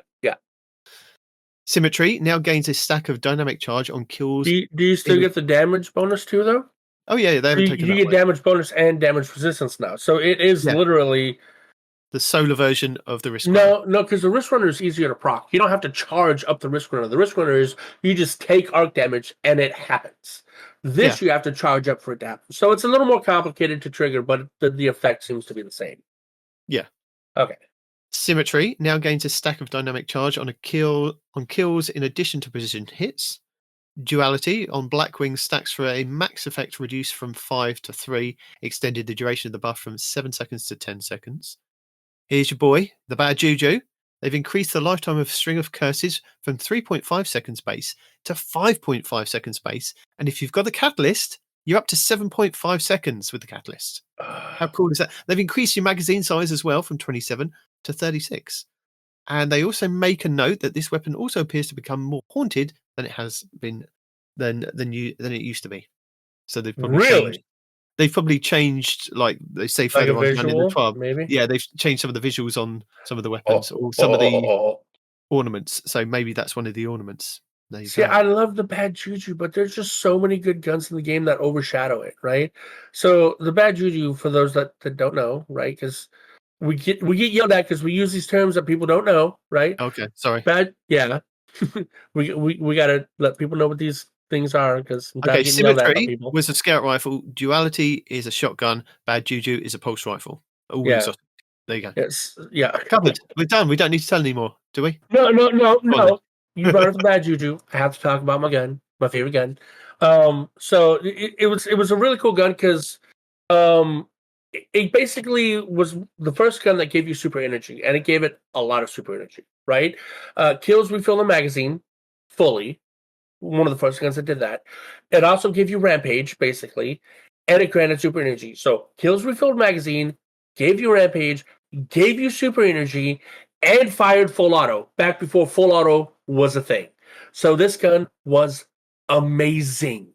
And then when you got the String of Curses, basically it just increased the duration of String of Curses, which was the duration of Rampage, essentially, right? So, but now with everything in the game, with how fast you can get your super back, with full auto being intrinsic in the game and everything, it's kind of nullified the Bad Juju's existence. It's still a visually pleasing gun. It's still got a lot of cool things going for it, but we have the Outbreak perfected. So, Yeah, but the Outbreak perfected doesn't boost your super ability. It does. All primary exotics boost your super regeneration since like 3 or 4 sandboxes ago, you know? So the Bad Juju will essentially double dip into that, but the Outbreak perfected with you shooting an enemy plus the little nanites jumping around, you get tons of super back with the Outbreak perfected. So it's essentially the Bad Juju without the reload on kill animation, but you don't really need that because you have rewind rounds, assuming you've crafted it, right? So Outbreak perfected is not a better version of the Bad Juju, but it's in the same category of the Bad Juju as far as, you know, all the utility that you can get from it, you know? Fair enough. Yeah. Sorry. You mentioned it, dude. We gotta go. No, I'm not. I'm not that good. So next we have the X-Diris, which is the grenade launcher, isn't it? It's the grenade launcher. Yes, it is. Is that the one that fires the moths? Or the explosions give you moths? I think it's the one where you have infinite ammo. So, well, not infinite ammo. Sorry, you have an infinite magazine. Let me be correct. You have an infinite magazine. Yep, you don't ever reload. So every time you fire, it just keeps going. The longer you hold the trigger down, the longer it fires. Right. It does it has a chance to spawn a moth, is what you were talking about. It doesn't fire moths, but upon kill, you have a chance to spawn a loyal moth, and that moth will detonate and blind enemies, which does stun champions. Because even though it says, like, arc blind stuns champions, this does that. Even though it's not an arc ability, it still does it, because cool, right? Yeah. And this weapon enrages when dealing or taking sustained damage. So you deal or take damage, it fires faster. And then the catalyst makes it so that while you're amplified, the weapon enrages faster. So it ramps up in speed faster. And if you happen to have the exotic arms on a hunter called the Moth Keeper's Wraps, when the gun triggers its moth perk, it actually triggers the Moth Keeper's Wraps moth perk. You'll spawn the 2 butterflies, right? Wow. One of them will do the detonation, which will do the arc blind. And if there's an ally close, a second one will spawn to give you an overshield. But if there's no ally close enough, it'll actually spawn a second blinding arc butterfly to blow things up. So I've got some good news for you, right? Is that what? They're increasing the direct hit damage versus combatants by 33%. Nice. The recoil and projectile to have a much flatter trajectory by doing the following. So they're reducing the camera recoil from firing by about 50%, increase the projectile velocity, reduce the projectile gravity, and give 5 ammo in reserve. And now it spawns a moth on 2 direct hits. Nice. So you get lots of moths. All the moths. So my Moth Keeper's Wrap is going to be a very good build next season. And they've reduced the moth cooldown from 4 seconds to 3 seconds, shared with the kill trigger. Very, very cool. Very cool. Because the downside about it is it doesn't do a lot of damage. All your damage is in the moths. No, it does, yeah. Well, damage do and more moths. Damage. and reduce the moth cooldown. Yeah, Fighting Lion, which is our Void exotic grenade launcher, which is infinite ammo. It now spawns a volatile burst on direct hits. Wait, say that again? What happened? So, on a direct hit, it now spawns a volatile burst. Not kill, hit. Hit. Oh, that's going to be broken. Volatile things everywhere. Daggone. Hold on, wait. I just realized this is actually a buff. Now, hold on. Yes. So, let's back up. The extras, right? So, it now spawns a moth on 2 direct hits, right? Hits. The previous version, or rather our current version, says final blows create a moth. Okay. Which, if you're fighting a champion, you're not going to get that final blow, aka you're not going to get that moth. But if it changes to this version, that means if you're fighting a champion, you tag him twice, you spawn the moth, you have a chance to blind him. That is actually kind of a huge buff when fighting champions. Yeah. No, it's actually a huge buff. This might actually be a very good weapon next season. Keep a lookout for that. Now, the heavy grenade launcher that everybody's forgotten about, the Arc 1 Prospector, now spawns 3 powerful cluster bombs on detonation, dealing substantially more damage per shot over a much larger area than previously. And they've removed the sticky grenades, flame grenades, and remote detonation function. And they've magazine size reduced to 6. But the bonus ammo reserves on the catalyst changed to plus 50 reload speed. So, is that going to be good? Who knows? Well, hold on. The Prospector currently, one of the good things about the Prospector is it's got that huge magazine size, right? So hold on, let me check. He's going to check. It fires really fast. The Prospector used to be DPS king back in the day. So let's see. Prospector, full auto trigger system. It was the only one in its class at the time. It had a magazine of 8. Okay. So down to 6, yeah. Yep, down to 6. So it's losing that. Press and hold to fire grenades. Release to detonate all live grenades simultaneously. So it would hit but not detonate. And then you'd release to detonate them all at the same time. Grenades stick to surfaces and set targets on fire. So it would detonate and ignite. Yeah, they've removed the stick grenade, the flame grenade, and the remote detonation function. Yep, and if you kill the target, bombs on a detonation, kill the target, it would also create arc explosions. So there was a lot going on there. So now, instead of worrying about all that extra crap, now just you hit it, it detonates immediately, huge explosion, creates cluster bomb effect around them, doing even more explosions. Mm-hmm. Yeah. All right. Cool. Yeah. I see you. I see Okay. you. Right, shall we talk about the Chaperone, the shotgun, the exotic shotgun that everybody Might likes as to use well. in PvP? They've Shotguns added are the going to be ability right. to trigger Roadborne on 2 rapid precision hits. And What? precision hits with Roadborne active also extend it by 3 seconds. They've given plus 20 to stability, plus 25% to reload with Roadborne active, and increase the base ammo reserves.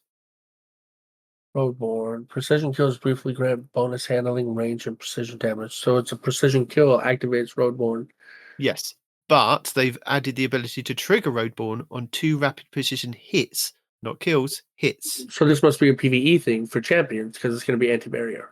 Got it. I guess you could probably still use it in PvP as well. Lumina, the hand cannon that If everybody you used to get a like. crit hit and this one shot's in Crucible with a crit hits. So Yeah, I suppose, yeah. Yeah, I mean you're triggering Roadborne with 1 crit hit in Crucible anyway. So that this would not apply in Crucible because you're already going to kill him. Okay. So this would only be a PvE thing. Fair enough. Lumina, the hand cannon that kind of heals people, was kind of been overlooked now. We have like other weapons in the game that can heal us, like a Not for specific Warlocks. For Warlocks, it was giving them supers real fast. So yeah. But they're going to update the hipfire projectile to behave more closely to support auto rifle healing shots. So it's going to be just as good. So I don't know.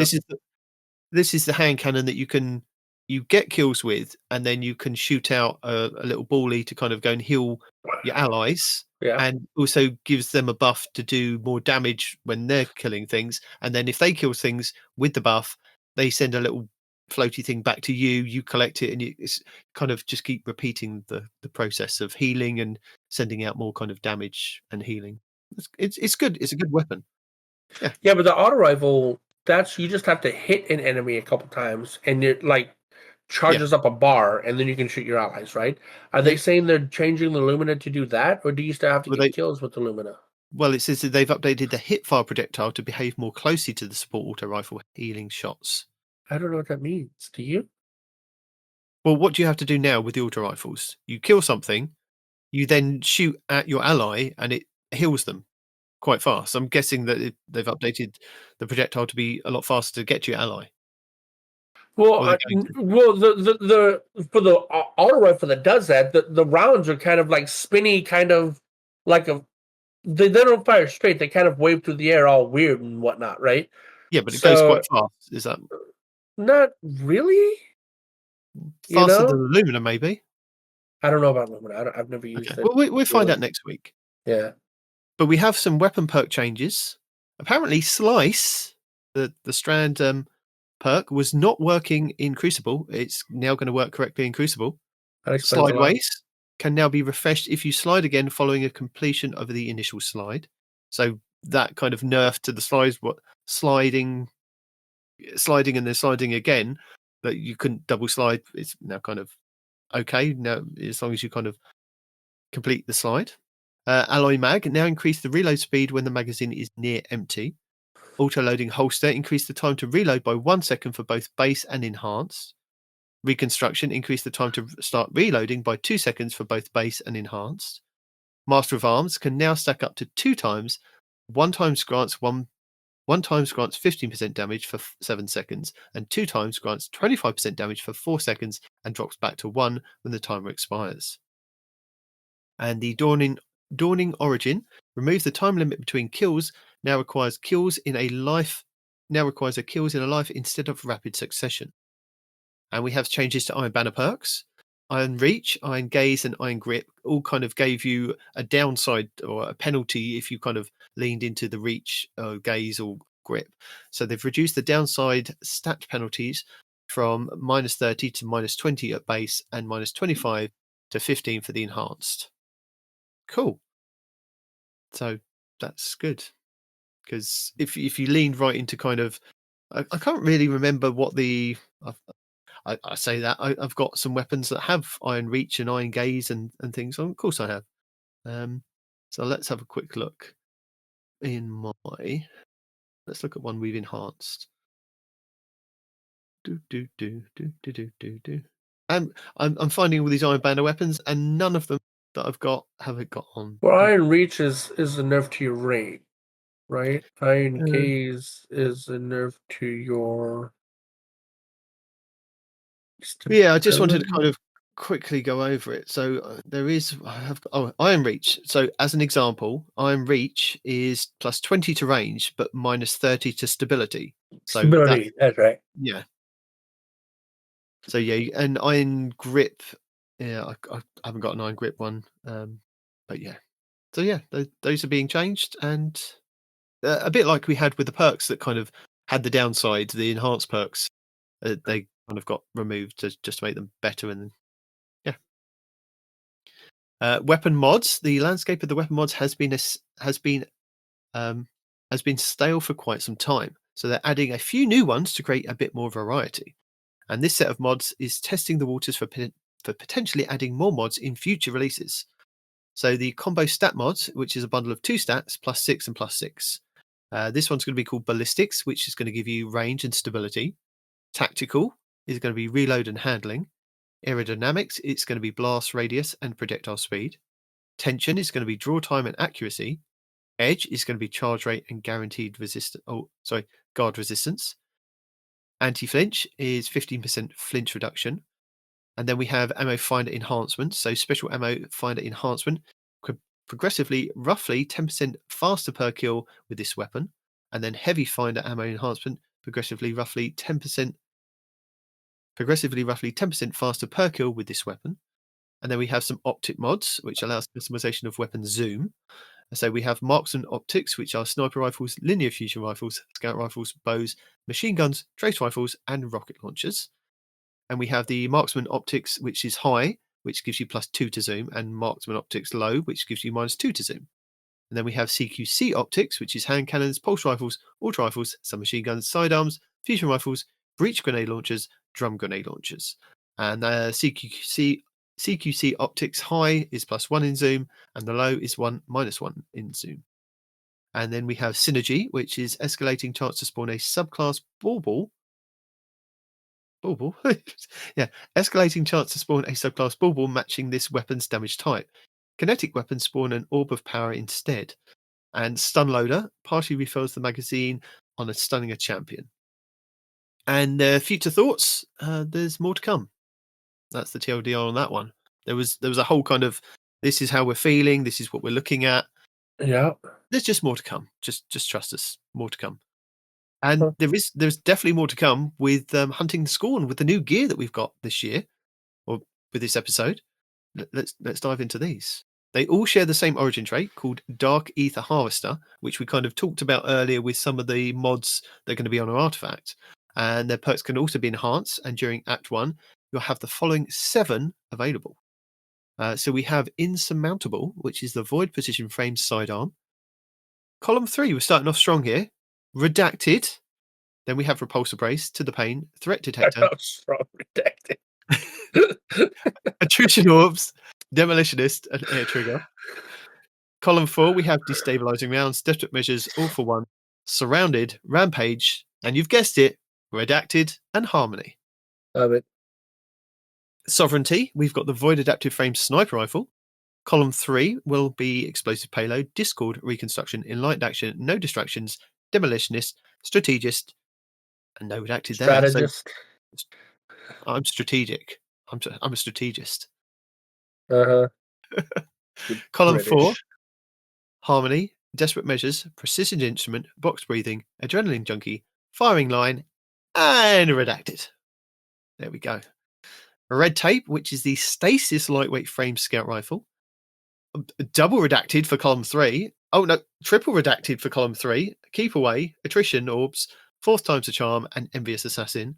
Column 4, we have Headstone, High Impact Reserves, Focus Fury, One for All, Explosive Payload, Harmony, and Rampage. Vantage Point, which is your Arc Adaptive Frame Pulse Rifle. Column 3, we have Redacted, Keep Away, Stats for All, Deconstruction, To the Pain, Redacted, Feeding Frenzy. Column 4 is Volt Shot, All for One, High Impact Reserves, Desperate Measures, Multi-Kill Clip, Swashbuckler, and Headseeker.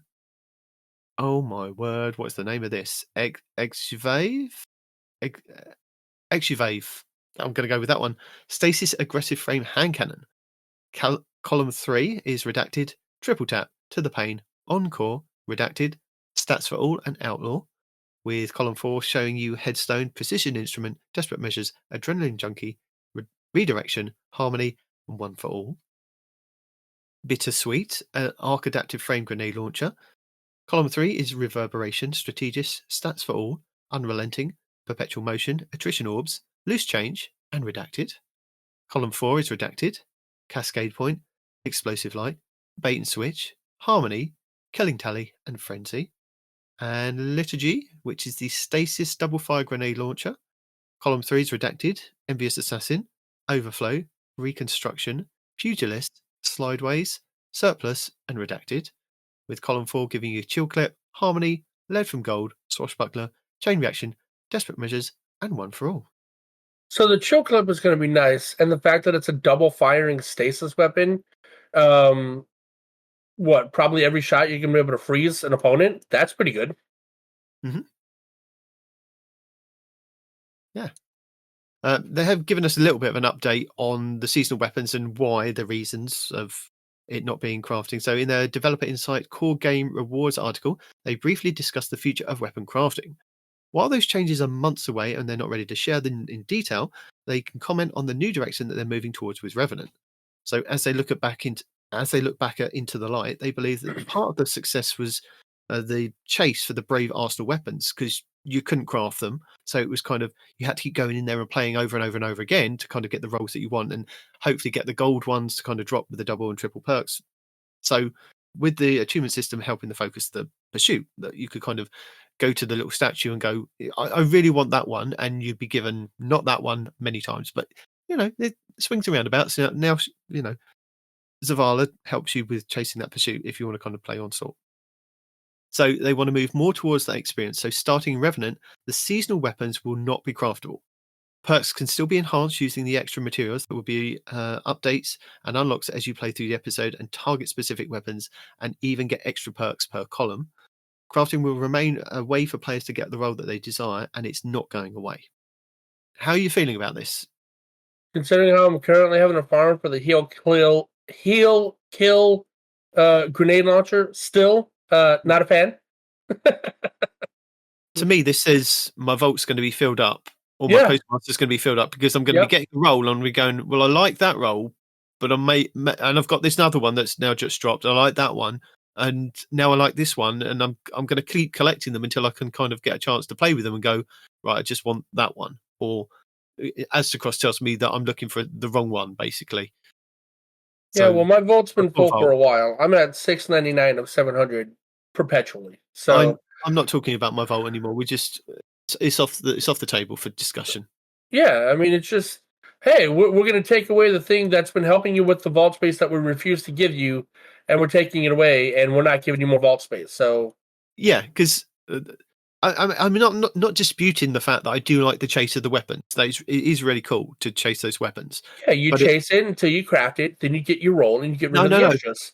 You chase it, you leave it at the Enclave for the point that you need to craft it, and then you dump all your resources into it, level it up, and then you craft it into the one that you actually want, because, again, Astacross is telling you that it is viable this season, whereas you don't then have to fill up your vault with that crafted version. You can just leave it on the Enclave uncrafted, but it's there. You've got it. You've got the patterns.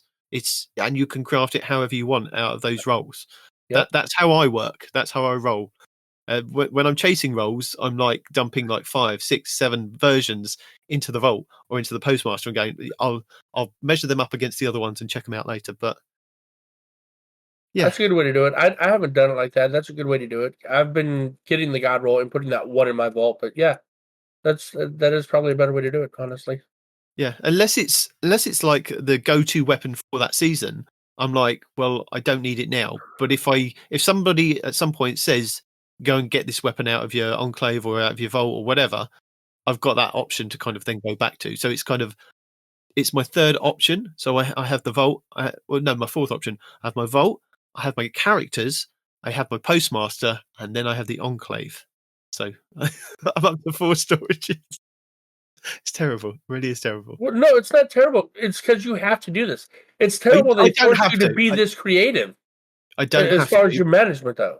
Yeah, it's because I like to pull out other weapons like 6 or 7 months later on and go, is this viable? Is this working? I'll have this option to play with. But you should have the ability to do that. We shouldn't be limited on the vault space. The fact that you have to get creative to play the game that you want to play is ridiculous. I know. Yeah, you're preaching to the choir here. Preaching to the choir. But they are going to help in some ways. Doubt it. With some people. I didn't hear what you said. Just doubt it. No. Reprise Garden of Salvation weapons. So while the seasonal weapons returning... Got it. While the seasonal weapons returning are more towards a focus on chase, they still wanted to reward the players great weapons that can be crafted. So the reprised Garden of Salvation weapons will be coming with new perks and a new element, even in the case of a certain hand cannon. Hawthorne in the Tower will be offering a quest that grants a deep sight version of the raid weapon every week, a bit like she does with the Last Wish. Which raid? Sorry again? Garden of Salvation. So we have a preview of the returning weapons, and they've highlighted some of the very unique perk combinations that they think that we might find intriguing. So we have the Reckless Oracle, which is the Void Rapid Fire frame. Void Rapid Fire. Say it again. Reckless Oracle. Void Rapid Void Rapid Fire frame auto rifle, but they've just called Void Rapid auto rifle. It's a new frame. It's not. It's the Void Rapid Fire frame auto rifle. Column 3 is going to be destabilizing rounds, and column 4 is paracausal affinity. Accrued Redemption, which is the kinetic precision frame compound bow. Column 3 is offhand strike, and column 4 is archer's gambit. Zealot's Reward, which is the Void Rapid Fire frame fusion rifle, destabilizing rounds and reservoir bursts. Ancient Gospel, which is the new Void adaptive frame hand cannon with rampage and kill clip. Sacred Providence, which is the kinetic aggressive frame pulse rifle with demolitionist and kinetic tremors. Prophet of Doom is arc precision shotgun, which has threat remover and volt shot. And omniscient eye, solar rapid fire frame sniper rifle, 4th time's the charm, and precision instrument. You play the raids. Are you happy about this? Because I know when they brought back, like when they reprised the Last Wish raid, when they changed some of the perks, they said, those perks are still going to be there, and we've added new ones and changed things around. But they removed some of the perks that are available on some of the weapons, so you can't get that version unless you held on to that weapon now. So are you happy about this? I mean, I'd have to go back and look at the pulse rifle. The other weapons I'm not really about, right? The pulse rifle might be good, but I gotta go see what the other perks are. It's kinetic with kinetic tremors, obviously, so it has potential, but I don't know what the other perks on it compared with kinetic tremors are to tell you whether or not that's good. Potentially, but that's the only one that I could see that would be any good, honestly. Yeah. When they brought back the Last Wish raid weapons, they gave them origin traits as well. So they gave them Explosive Pact. This weapon gains bonus stability and reload speed when activating a grenade ability. Healing grenades and grenade final blows grant additional stacks of the bonus. And that was for those weapons. And like I was saying, I've got a Rampage and Outlaw Supremacy that you can't get now with the crafting. I mean, I've got the one that everybody loves, which is the 4 times the charm and the rewind rounds. But I've also got one that is separate for PvP, which is opening shot and snapshot sights with either ricochet or armor piercing rounds, which is pretty cool. It is very cool. Yeah. But anyway, as far as like the rest of the weapons, meh. Of the raids to reprise weapons, I don't think this would be the one because it doesn't really have weapons. So if this is going to be a trend, I appreciate the trend. I'd appreciate it better if they would start with some different weapons, like I don't know, Leviathan's raid. Leviathan, the Leviathan. The Leviathan, yeah. Leviathan's raid. No, that's not what it's called. The Leviathan. Those weapons, if they could rework some of those weapons and bring those back, some of those were very, very good. Especially like nowadays, the Hunter Sword, with swords being prevalent in a lot of boss DPS phases now, that might be nice. But we'll see. I mean, this wasn't the, in my opinion, somebody might be able to change my opinion. Oh, well, no, this sniper rifle was good for XYZ. Cool. Change my mind. I can't see it at the moment, so help me out. But, whatever. To each their own. But we are getting some more weapons. Even more weapons. So for our pursuit weapon coming up, this is the one that you can kind of get from Gambit, Strikes, and Crucible. And then once you've kind of leveled it up, or you've gone through the reward track, picked it up, you can then go back through and get the ornament for each one. So it's going to be called Fair Judgment, which is going to be the Stasis Precision Frame Auto Rifle. Very on brand, I guess, for the Stasis theme. Crucible. So you're going to have the Anonymous Autumn returning, which is the Arc Lightweight Frame Sidearm. For competitive, we're going to have the Deadlock, which is the Stasis Precision Frame Shotgun. Vanguard is going to be Wicked Sister, which is the Strand Adaptive Frame Grenade Launcher. And for Nightfalls, we are getting... They haven't told us which ones are going away, but they've said that what ones are being added. A new Stasis Aggressive Frame Glaive, which is going to be called Rake Angle. And the Plug 1.1 Arc Precision Frame Fusion Rifle is returning. A Stasis Glaive? A primary slot glaive? It might not be a primary slot. It's Stasis. It's got to be in the first slot. No, because the other Stasis Glaive is in the heavy slot. Oh, so you think it might be a heavy? It might be a heavy, yeah. Is it Winter's Bite? I hope it's not. Yeah, it's Winter's Bite. I hope it's not. I hope it's a primary glaive, because I can work around that, Yeah. It could be. But that's what they said. I don't want a legendary heavy glaive. I don't want that. Well, you might do. I might don't. I definitely don't. You want glaives all the way down, don't you? Yeah. That would be fun. But right now, glaives are not in a good place. Maybe, in 6 months, they might be in a good place, but right now they won't. But I do enjoy a good primary glaive if I can get one of those, because I could definitely work around that. And Gambit, you're going to get the Bygones returning, so the Kinetic Adaptive Frame Pulse Rifle is returning. The Bygone. Yeah, people were all about that in the chat this weekend, dude. Yep. Goodness gracious. Like, it's a dad weapon, it's the best dad weapon. Oh my god. Peroty would be hating on me right now. Let's see if I can see what the Bygones did back in the day. The Bygones. It was a Gambit thing. There it is. I've got one. It has Outlaw and Rampage with ricochet rounds and extended barrel on mine. And there was an ornament, which will probably come back up in the Eververse store, called Never Through. So yeah. I doubt it. All of my Gambit ornaments haven't come back since we got them back in Prime. So they have. Yes, some of the Eververse stuff, they put the ornament back in every now and then. Do they? Yeah, I tell everybody about it every week. I said corrected, brother. My bad. Oh my word! Do you even watch the videos I make for you? No, I make them specifically for you. Look, you told me to put them on in the background. That's what I do. I say watch the videos. You tell everybody else to watch the video. Donut. Oh dear. But there are also even more weapons coming in this episode once the new act launches. Starting on October 11th, we'll also have the dungeon weapons to try. And let's not forget about the 4 weapons from the Season of the Splicer that are getting reprised. Oh my god. That they haven't told us about, but they have told us about they're returning. Chroma Rush, I believe, is definitely one of them. That they have been available in Days of Eternity. So there are Chroma Rush was okay, but we already have the Chroma Rush and it's already outshadowed. If you're gonna bring it back, you gotta make it good, man. They're gonna make everything better with stuff.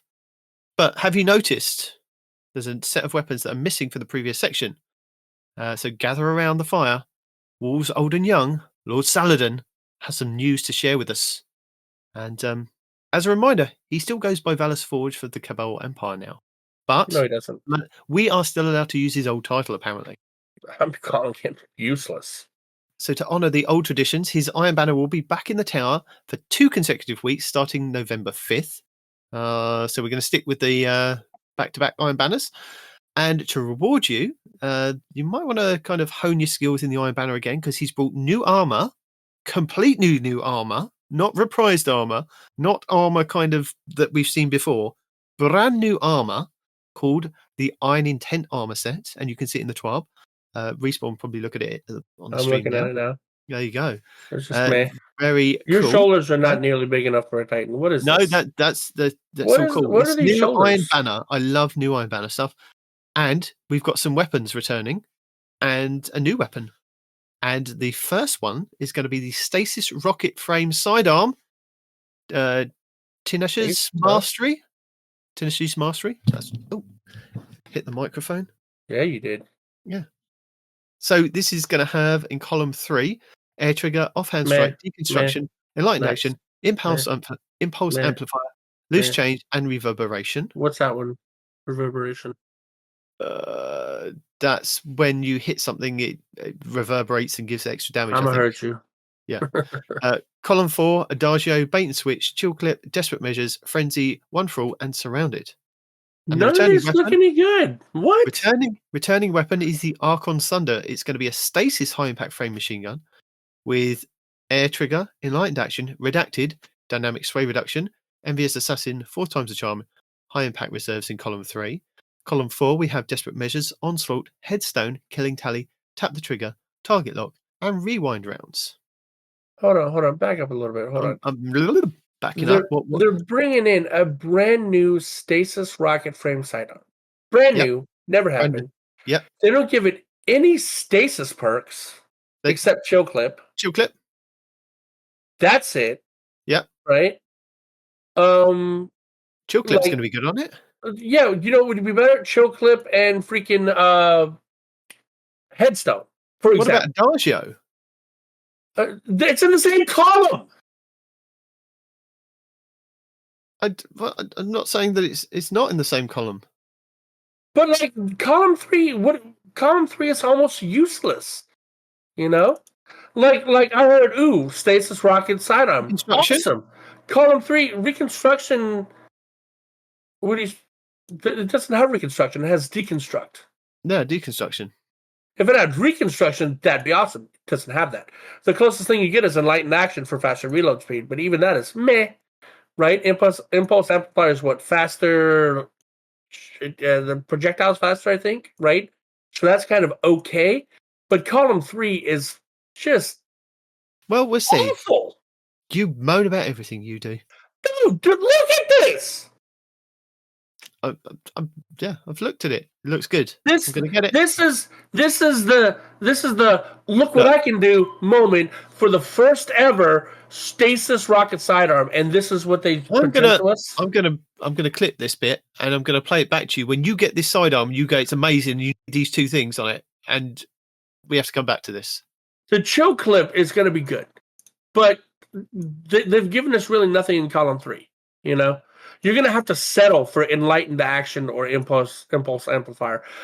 I don't know what reverberation does to say if that's going to be good or not. I don't know what that is. It reverberates. Oh my God, shut up. What does it do in the game? Well, I can tell you if I can find it. Because I have one. Oh, got it on there. You go. Reverberation. So final blows with this weapon increase the size of its detonation for an improved duration. Weapon kills grant 100% blast radius for 6 seconds, and blast radius does not affect the lingering pulls created by that was on the aerial denial thing. Okay. What's the frame? Is the frame the one that leaves a radiolarian pool?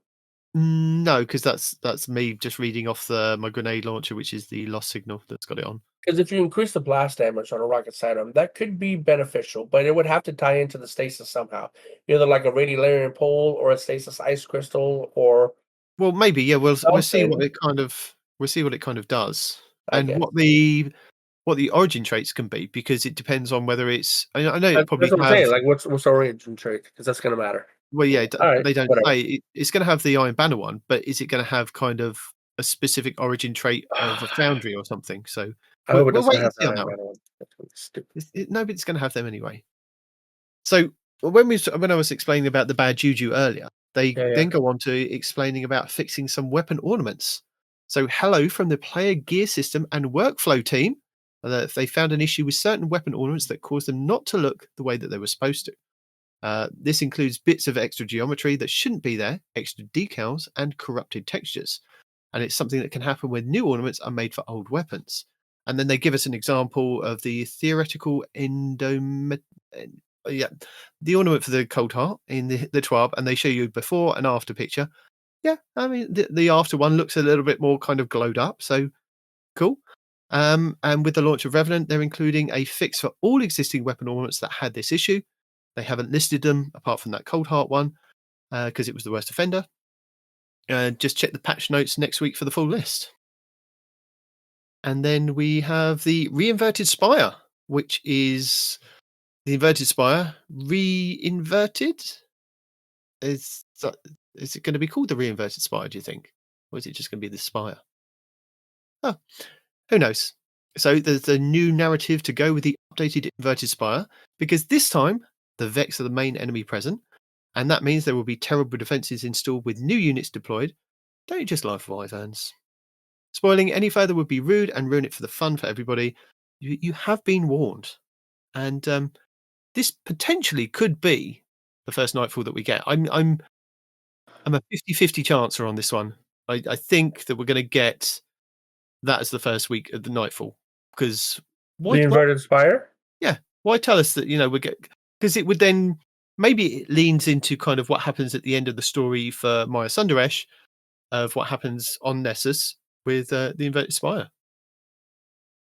So maybe it's kind of a prelude. I forgot what the Inverted Spire does, but I'm getting like flashbacks of lasers. That's the one with the giant drill. You remember the giant drill towards the end of the mission, and it's kind of got the spinning blades going round, and you've got to kind of jump down all the different levels to kind of go down one of the holes. There are Vex there are dogs there from the Cabal, so I'm guessing all the Cabal are out of there, and it's all just going to be Vex and Wyverns throughout. Sounds amazing. I'm so excited. And I just can't hide it. Oh, and there's that kind of one area that we're kind of getting to the big drills. It's kind of like a battlefield, and you have to fight a lot of Cabal in that area. There's a couple of flame Cabals, and so maybe it's just going to be all Vex. A wall of Vex, as far as the eye can see. Super exciting. Well, as we're here, kind of, I'm like hypothetically telling you it could be the next week's Nightfall. I might as well kind of tell you the next week's Nightfall. No, but I might as well just kind of drop in here what is happening next week in Destiny to the best of my abilities. Because if the rotations stay the same as they did when we went into Lightfall and the Final Shape, and it has, touch wood, kind of stayed the same. So if it ends on a weak curse level 1 week, the next week it's guaranteed to be the medium curse level, and everything else kind of follows the rotation. Touch wood, it should all still follow the same kind of thing, apart from the stuff that I kind of tell you in the thing. So here it is. That's what's happening next week. This is your weekly rundown of episode Revenant Week 1, starting on October 8th. This week sees the release of Act 1 of episode Revenant, where Guardians will be tasked with tracking down another of the echoes from the fallout of defeating the Witness. In this new episode, Guardians must join forces with Mithrax and House Light to face down Fickville, the Master of Souls, and his Army of Scorn. Guardians will be able to craft potions with Mithrax's daughter Ido to boost rewards and seasonal artifact perks. Also, a new episode brings new exotics. We have the new primary ammo stasis exotic grenade launcher Aleatheum. For armour, the Titans have the Blast Wave Strides. The Warlocks have the Rhymecoat Raiment. And for the Hunters, the Mask of Felty. Plus, as an added bonus this episode, a new skimmer is available to earn, called the Zerfboard. This coming Friday at Reset, Guardians from around the world will have the chance to become legend and battle in the world's first dungeon race, Vesper's Host. If you can't find a fire team, then Twitch Rivals has you covered with all your favourite streamers. And if you tune in for 2 hours over the weekend from the 11th to the 13th, you have the chance to grab some exclusive emblems. With this new episode brings a new version of the Onslaught game mode called Onslaught Salvation, with new defences, 3 new maps and new enemies to fight. Also, the original Onslaught has been updated to include some of the new additions. The featured Onslaught map this week should be Midtown, with the Field Razor Tormentor kicking off the boss rotation. Over in the Helm, the exotic mission Encore is still available for a weekly pinnacle, with 2 difficulty options, Normal and Expert. Also from Episode's Echoes, we have the 3 new Battleground activities, Delve, Conduit, and Core, with Enigma Protocol and Breach Executable. The expert battlegrounds will start this week's rotation with Delve. In the Pale Heart, the exotic mission Dual Destiny is available for teams of 2 Guardians, where you can farm the mission to earn as many new prismatic exotic class items as you like. The Final Shapes cooperative focus campaign mission this week will be Ascend. The 12 Guardian Matchmade Excision mission is also available next to the raid for a weekly pinnacle, with the Grandmaster version granting you the Ergosum Catalyst and an Ascendant Shard. As this is the first week of the new episode, we won't know any of the week 1 seasonal challenges until the episode goes live in-game. Also, we will have a legendary Lost Sector shake-up, meaning we won't know the order of the Lost Sectors and featured weapons until we've had a full rotation. Some or all of our legacy rotations might also be reset as well, but if they continue in the same order from episode echoes, the Dreaming City this week is at a strong curse level, which means Petrovenge can be found in Ria Silvia and has the Dark Monastery mission for the next week. The Blind Dwarf features taken enemies in the Plague, Ein and Mina. The Ascendant Chant will be Ouroboros over in the Aphelions Rest Lost Sector. On the Moon, the weekly story mission is in the Deep. The Trove Guardian and the Wandering Nightmare, Jax, Claws of Ziva Arath, are both located at the Hellmouth. Nightmare hunts Crota, Despair, Fogoth, Fear, and Ghoul, Rage. The Altars of Sorrow will start this week's rotation with the Nightmare of Fogoth and the Blasphemer Shotgun. On Europa this week, Praxis the Technocrat will be the Empire Hunt, Cadmus Ridge will be the Eclipse Zone, and the Exo Change will be Safeguard. Days of Eternity expert difficulty rounds are Hive, Fallen, and Valister Art. The Scatterhorn armor set and the Wild Hunt armor set will be available in Days of Eternity with Weapon Set 1. Arsenic Bite 4B, Blasper 2, Corsair's Wrath, Deafening Whisper, Dire Promise, Enigma's Draw, Escape Velocity, Giant 7 Rifle, Friction Fire, Royal Chase, True Prophecy, and Timeline's Vertex. The Witch Queen weekly story mission is The Ritual, Altar of Reflections Catalyst, and Altar of Reflections Pact. The Wellspring activity will start the week on Defense, with the Void Sniper, Father's Sin, and Zurich, Scorn Raider as the boss. The Lightfall weekly mission is Desperate Measures, the Partition mission will be Hard Reset, and the Vex incursion will be Liming Harbour. The Salvation Jedge raid challenge this week is the first encounter Substranum called Scenic Route. The Crota's End raid challenge this week should be the 4th encounter Crota, Son of Oryx, called All for One. The Root of Nightmares raid challenge this week is the first encounter Cataclysm, called Illuminated Torment. The Kingsfall raid challenge this week is the 3rd encounter Golgoroth, called Gaze Amaze. The Vault of Glass challenge this week is the 4th encounter Gatekeeper, called Strangers in Time. The Deepstone Crypt challenge this week is the 4th encounter Tanix, called The Core 4. And the Garden of Salvation challenge this week is the 3rd encounter Consecrated Mind, called Staying Alive. In episode Revenant, we will have 2 pinnacle raids and dungeons each week. This week will be the Vow the Disciple over on the Throne World, and the Last Wish over on the Dreaming City, with all challenges available for each encounter, with the Exotic Pulse Rifle Collective Obligation being farmable from the final boss in the Vow the Disciple, and the Exotic Fusion Rifle 1000 Voices from the Last Wish. Pinnacle Dungeon 1 will be the Shattered Throne over on the Dreaming City, Pinnacle Dungeon 2 will be Duality over on the Derelict Leviathan on the Moon, and the Exotic Mission Rotator will be Starcrossed over in the Legends tab, with the Wishkeeper Exotic Bow being the main reward. The Exotic Missions, the Whisper and 0 Hour will also be available in the Legends tab. Our first featured Nightfall could see us return to Nessus for the updated version of the Inverted Spire. The 6v6 playlist should be Control, Survival in the 3v3 playlist, and as this is a dungeon race weekend there may be no Trials of Osiris this first week.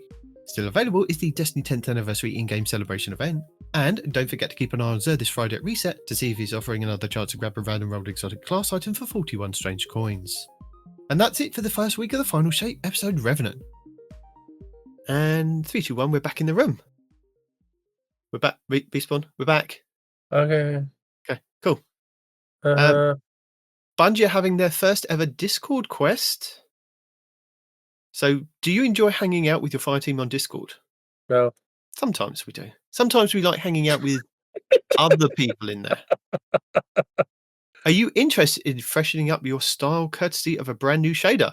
No. That you're interested in? You love a shader. I love a shader. You love a shader. I saw the shader. It's not black. It's not pink. It's not anything that I would be interested in. Right. Well, circle around the rest of the Guardians because they've got a brand new shader and a Discord quest just for us. Not him, us. So starting on October 8th, if you play Destiny 2 for just 15 minutes whilst on Discord, you'll earn the code for the Celestial Tie shader to spruce up your fashion. And once you get your hands on the code, head on over to the bungie.net/redeem to log into your account and then redeem your code. From there, head over to the special deliveries terminal between and the gunsmith, and the Discord quest includes on October 22nd. For full info, head on over to the October 8th quest Discord. Otherwise, keep an eye on at Destiny the Game on Twitter for updates as they arrive. done. So that's that stuff. Should we continue with the rest of the TWAB? I think we should just continue for the rest of the TWAB. Yeah, might as well. And then, That's what we're here to do. And then we've got stuff to tell you about after that. So do we? More stuffs? There's more stuffs. What? I know. Hooked on Phonics is not working for me. Or you, for that matter. No. You seem confused. Do you not have Hooked on Phonics in your part of the world? No. No. Hooked on Phonics was, at least when I was growing up, it was like a program that helped teach kids to read, you know. Well, do you want to tell us about the hurricane support for Hurricane Helena? Literally just said I can't read. Anyway, where's it at? We're back on the TWAB. We're on the TWAB now. Oh, TWAB. Okay, got it. Bam. Hurricane Helena. This Week in Destiny, Revenant, Artifact. Where are you? Right next to the player support.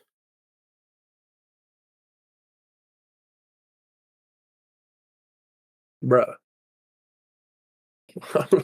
Am I in the wrong week? 10/3/2024? Yep, right down the bottom. It's scroll to the bottom and then just go up past the pictures and then it's there. Just above the blue thing. Just above the blue thing. I'm working on it. I'm getting there. Okay, good.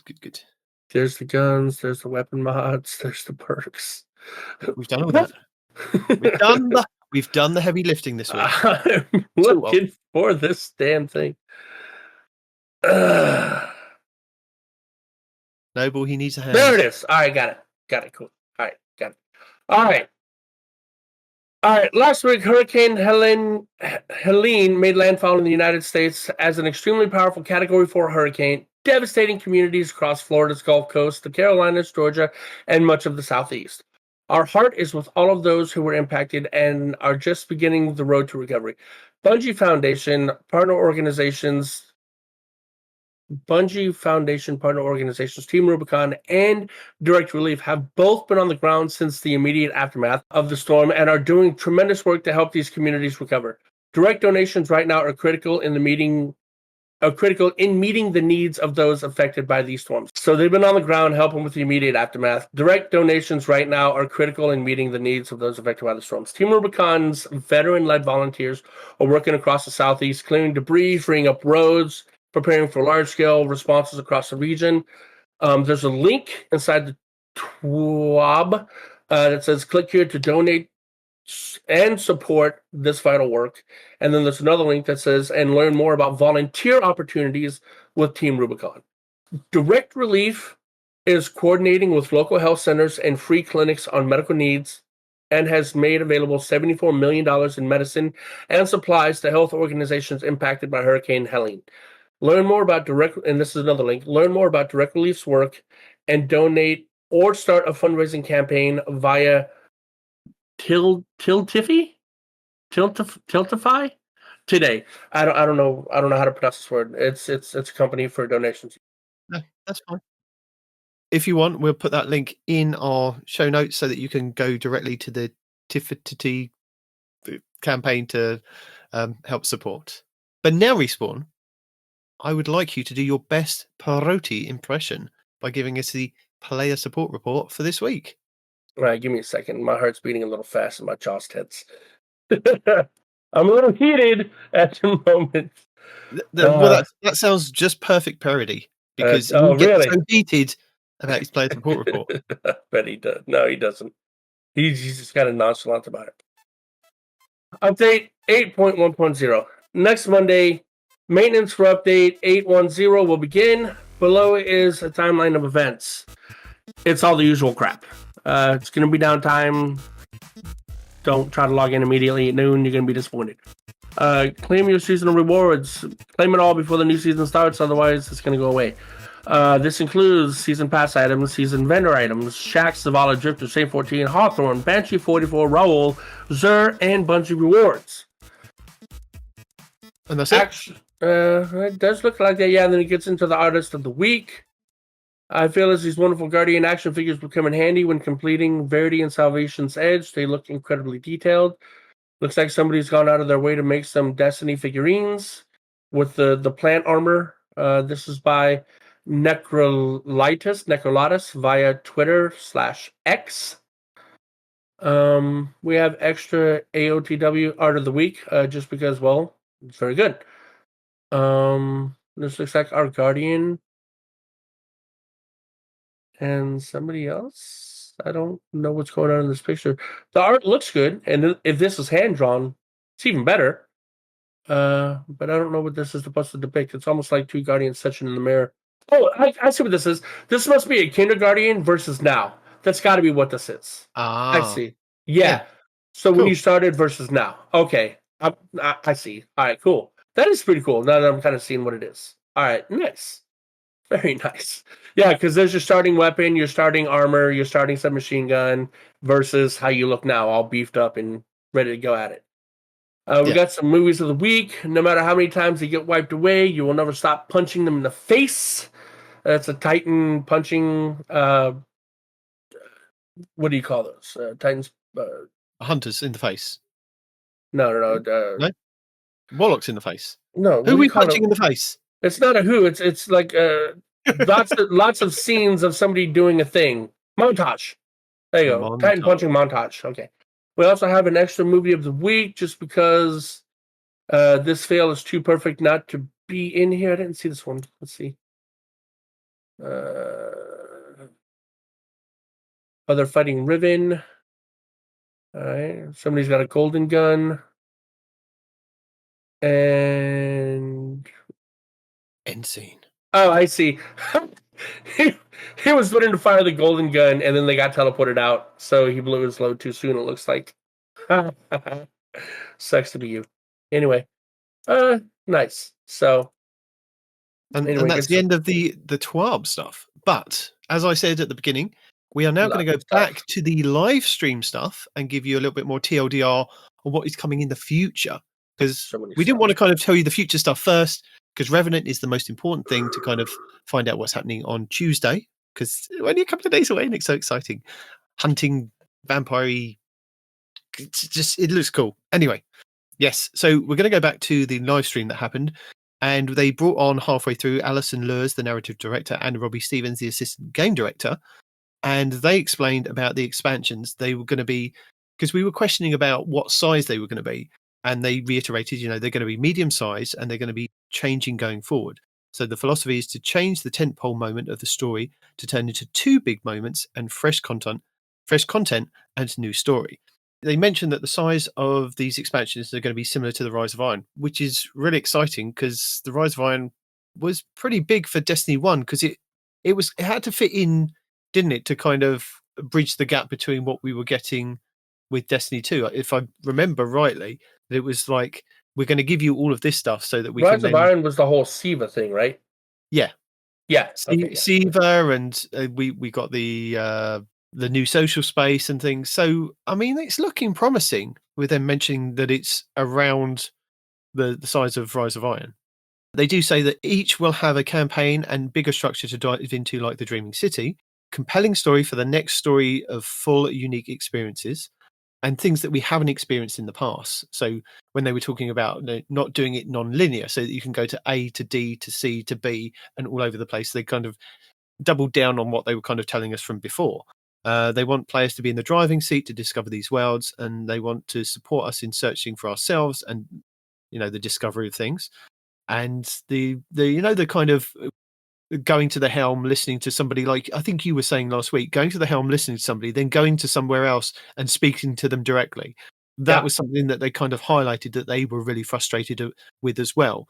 And it was something to do with the constraints that they had with kind of the building of these things. And it's something that they were frustrated with. So they're kind of hopefully moving away from that as well. And they showed us some concept art with new people in new locations who we haven't met yet. Another piece was shown with a landscape, and they wanted the place to feel like an exotic world built around discovery. And apparently we will discover powerful abilities to help find and discover secrets. Top of their minds is how they can make the chase of new gear interesting and how to make higher tier interesting. Two forms, next generation armor coming with Frontiers. So armor to be made valuable again and creating new building crafting ideas and easier to understand.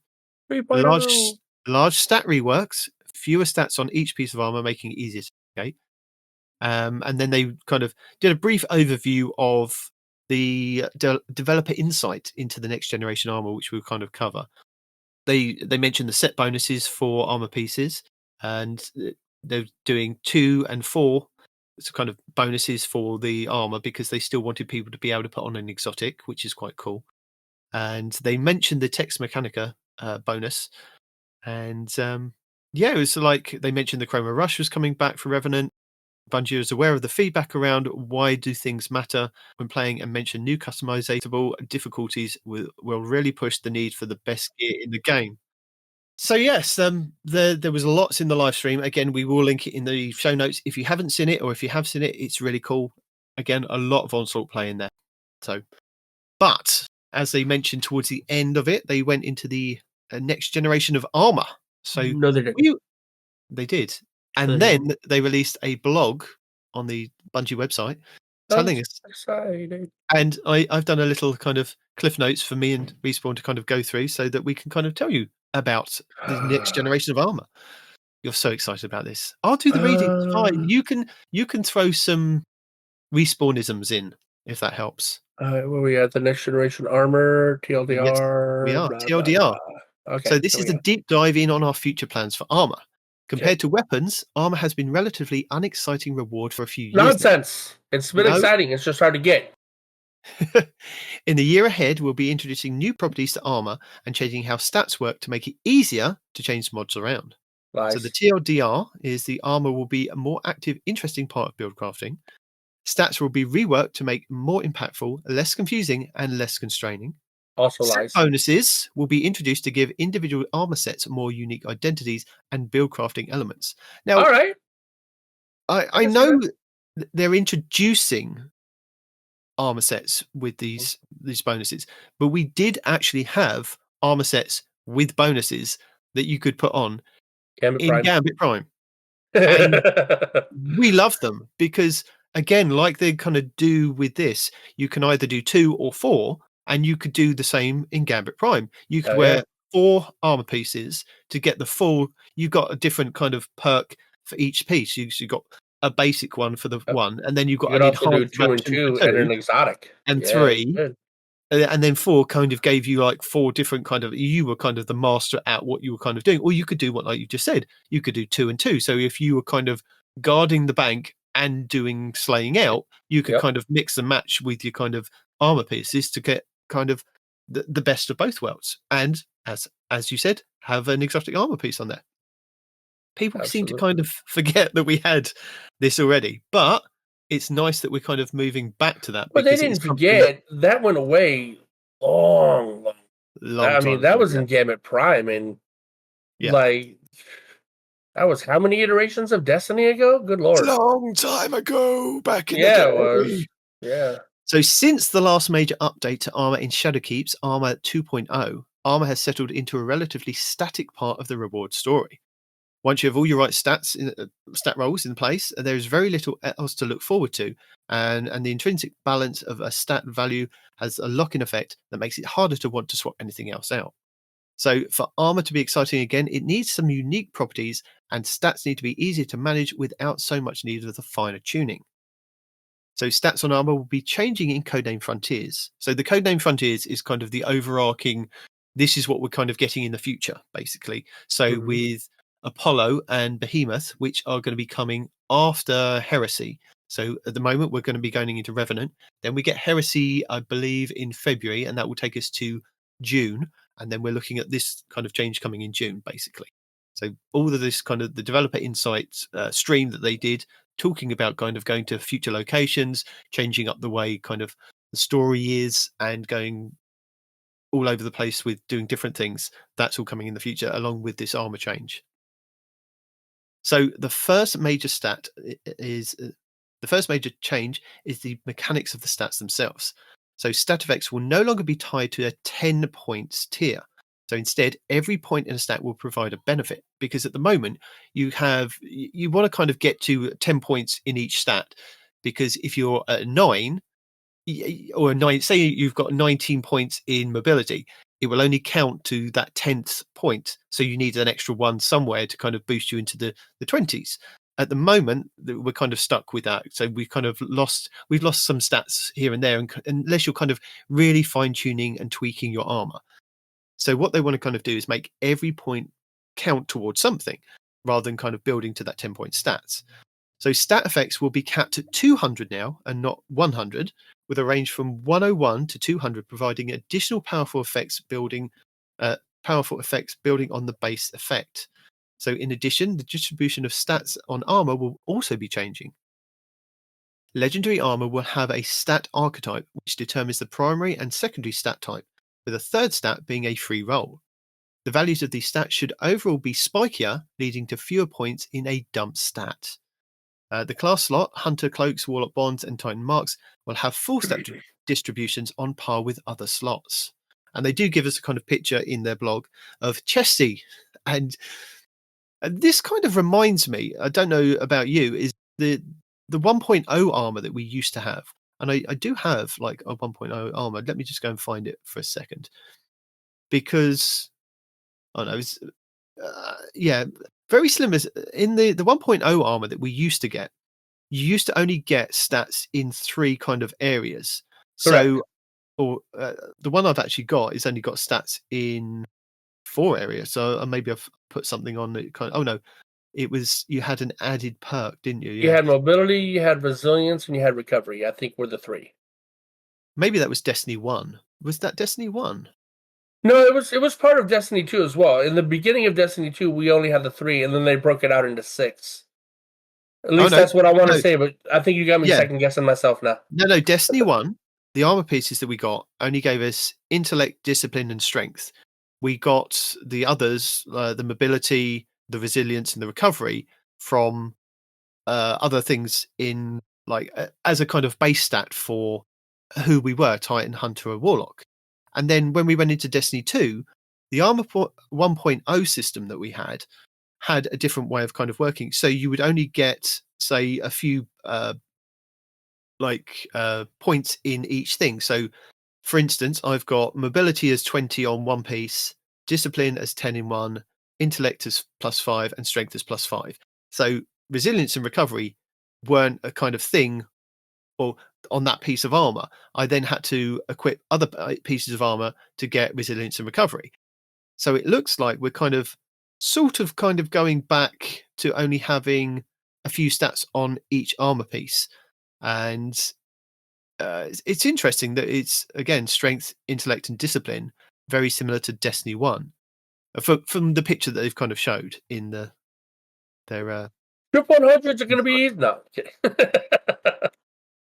Sorry? I was going to say, it's going to be a lot easier to get triple 100s when you only have 3. Well, no, you now need to get to 200.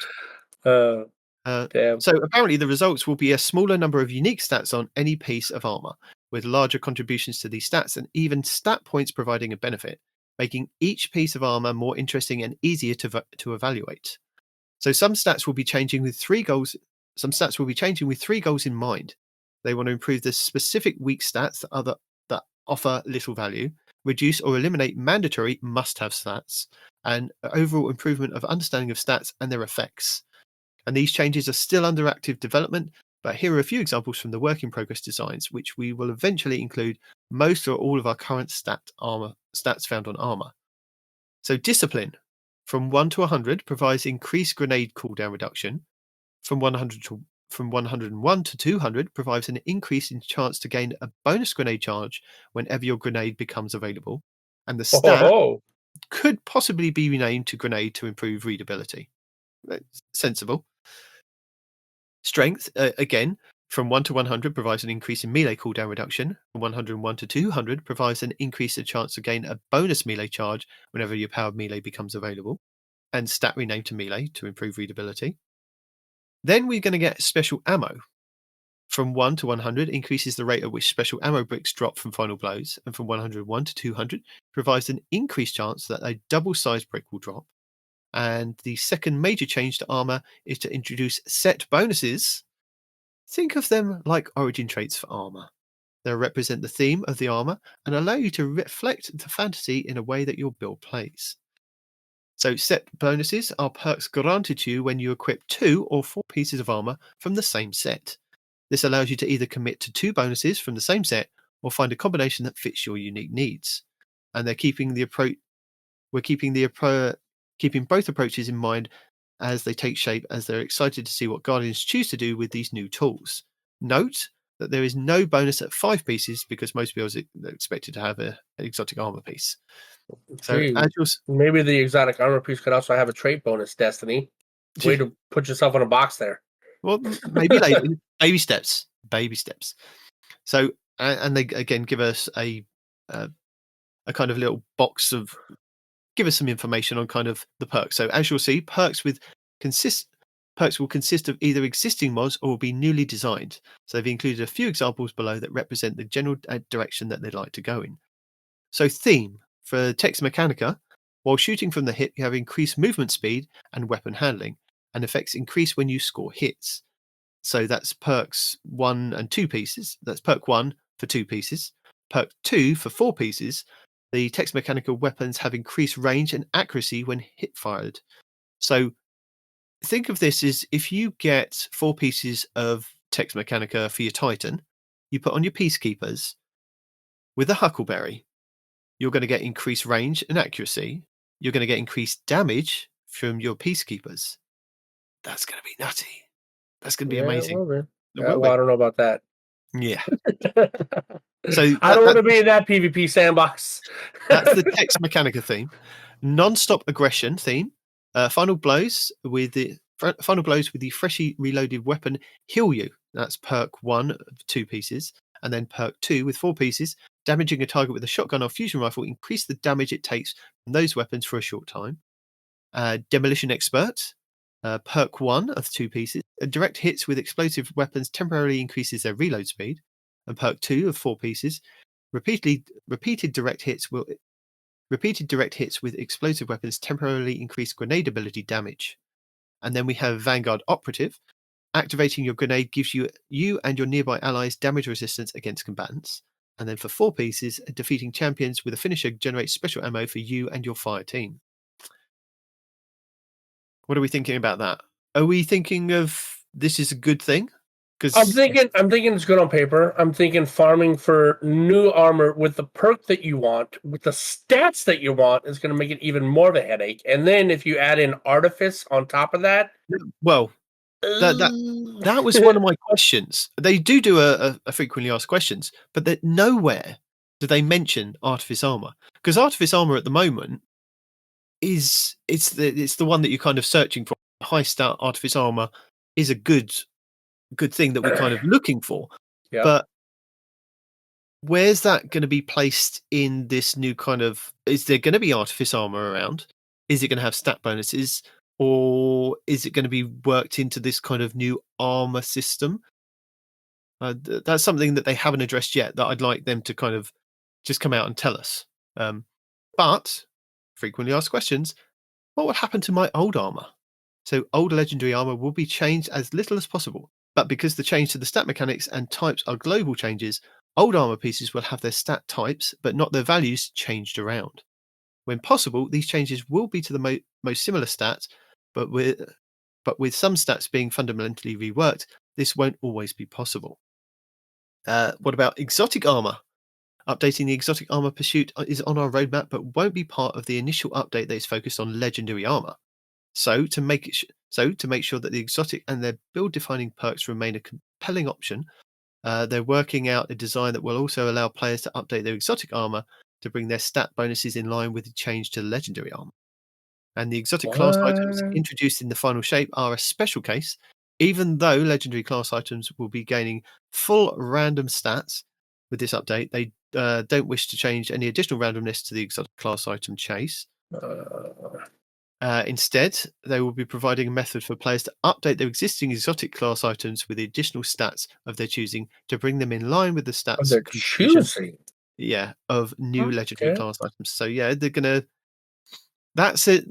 Both of those kind of things. Exotic thing says to me, we're going to give you a new currency to go and chase, to then put into your thing, to then be able to do what you want to kind of do with your exotics to make them into this new system. Nah, it's just going to cost an exotic cipher every time. That's all. No, it's going to be a new thing. It's going to be like we had from Destiny 1, the things of light or whatever they were called.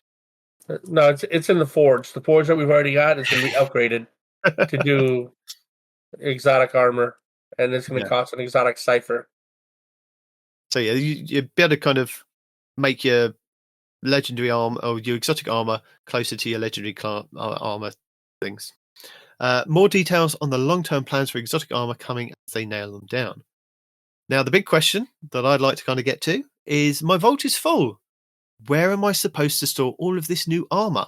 Now, I'm not even thinking about the armor, because this is 18 months down the line, Bungie, or a year down the line, Bungie.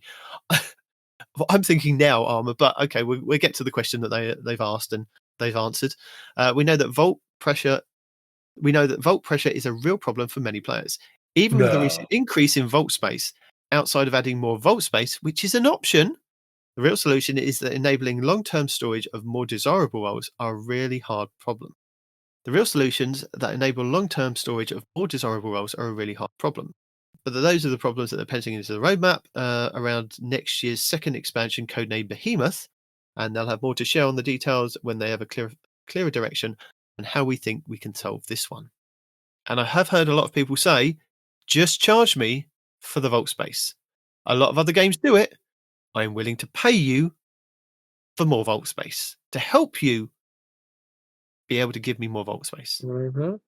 I will pay. Sure. I will pay. I will pay for the maximum. I would just give it to me, please. Absolutely. Yeah. So yeah, I mean the new rework of the armor. I'm not sure how that's going to work, to be honest.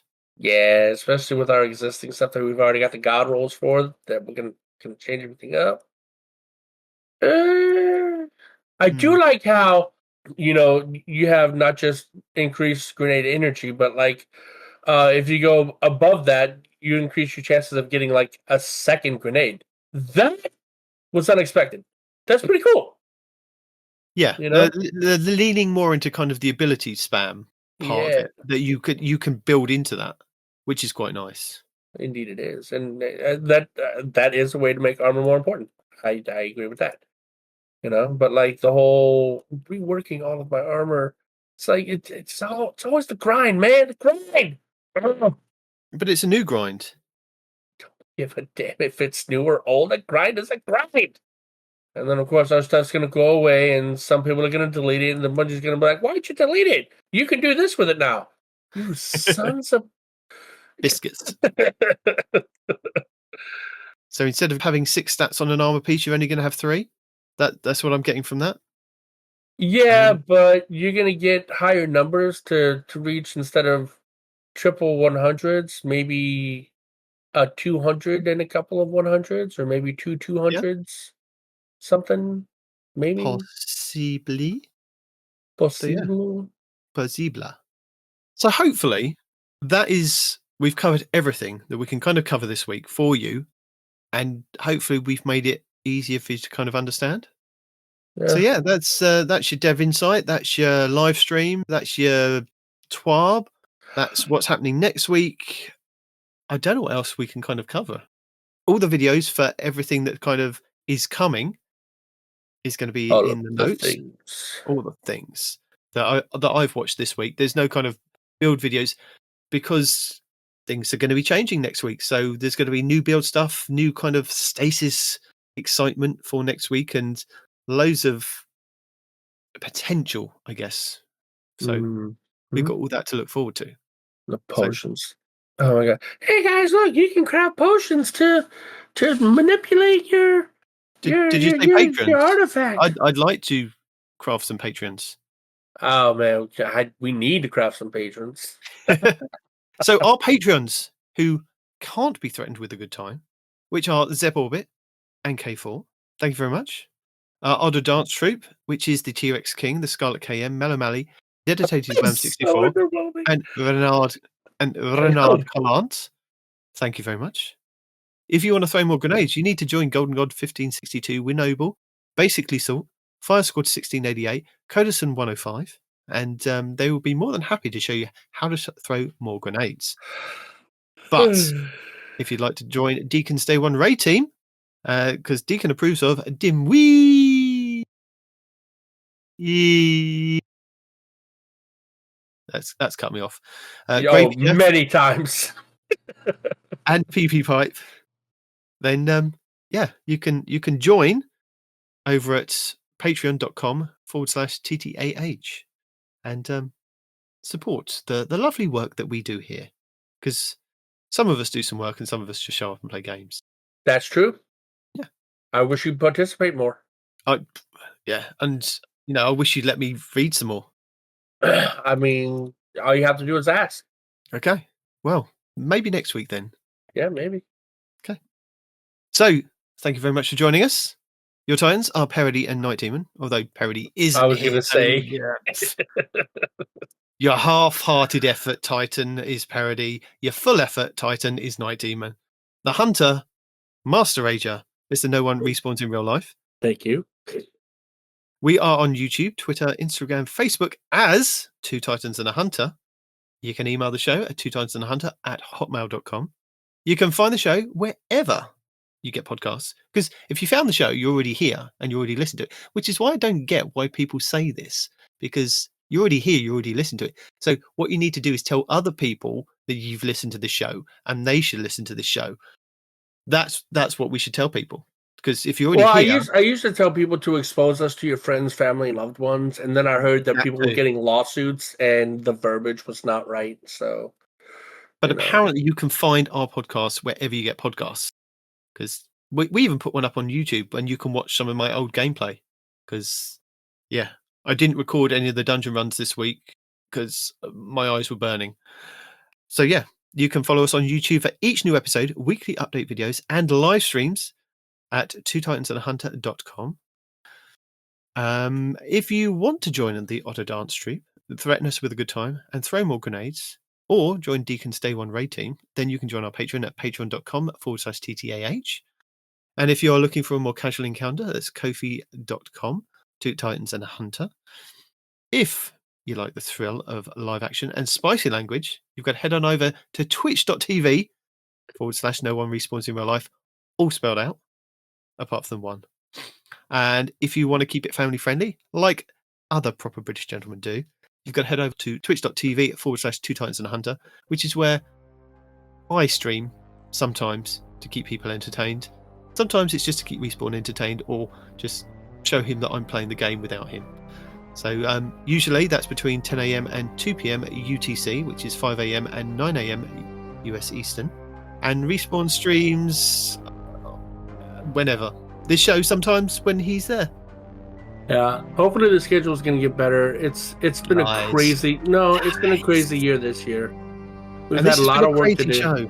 This has been a very crazy show. So we're gonna get out of your ear holes now because you've listened to us probably for about 3 hours now, and unless you hit that double speed, and then I've sounded like a chipmunk throughout, telling you all the different things, and he sounded even worse because he sounds really worse when I speed him up to kind of do the editing. So that's anyway, you get out of here, you crazy people. Deuces. And that as well.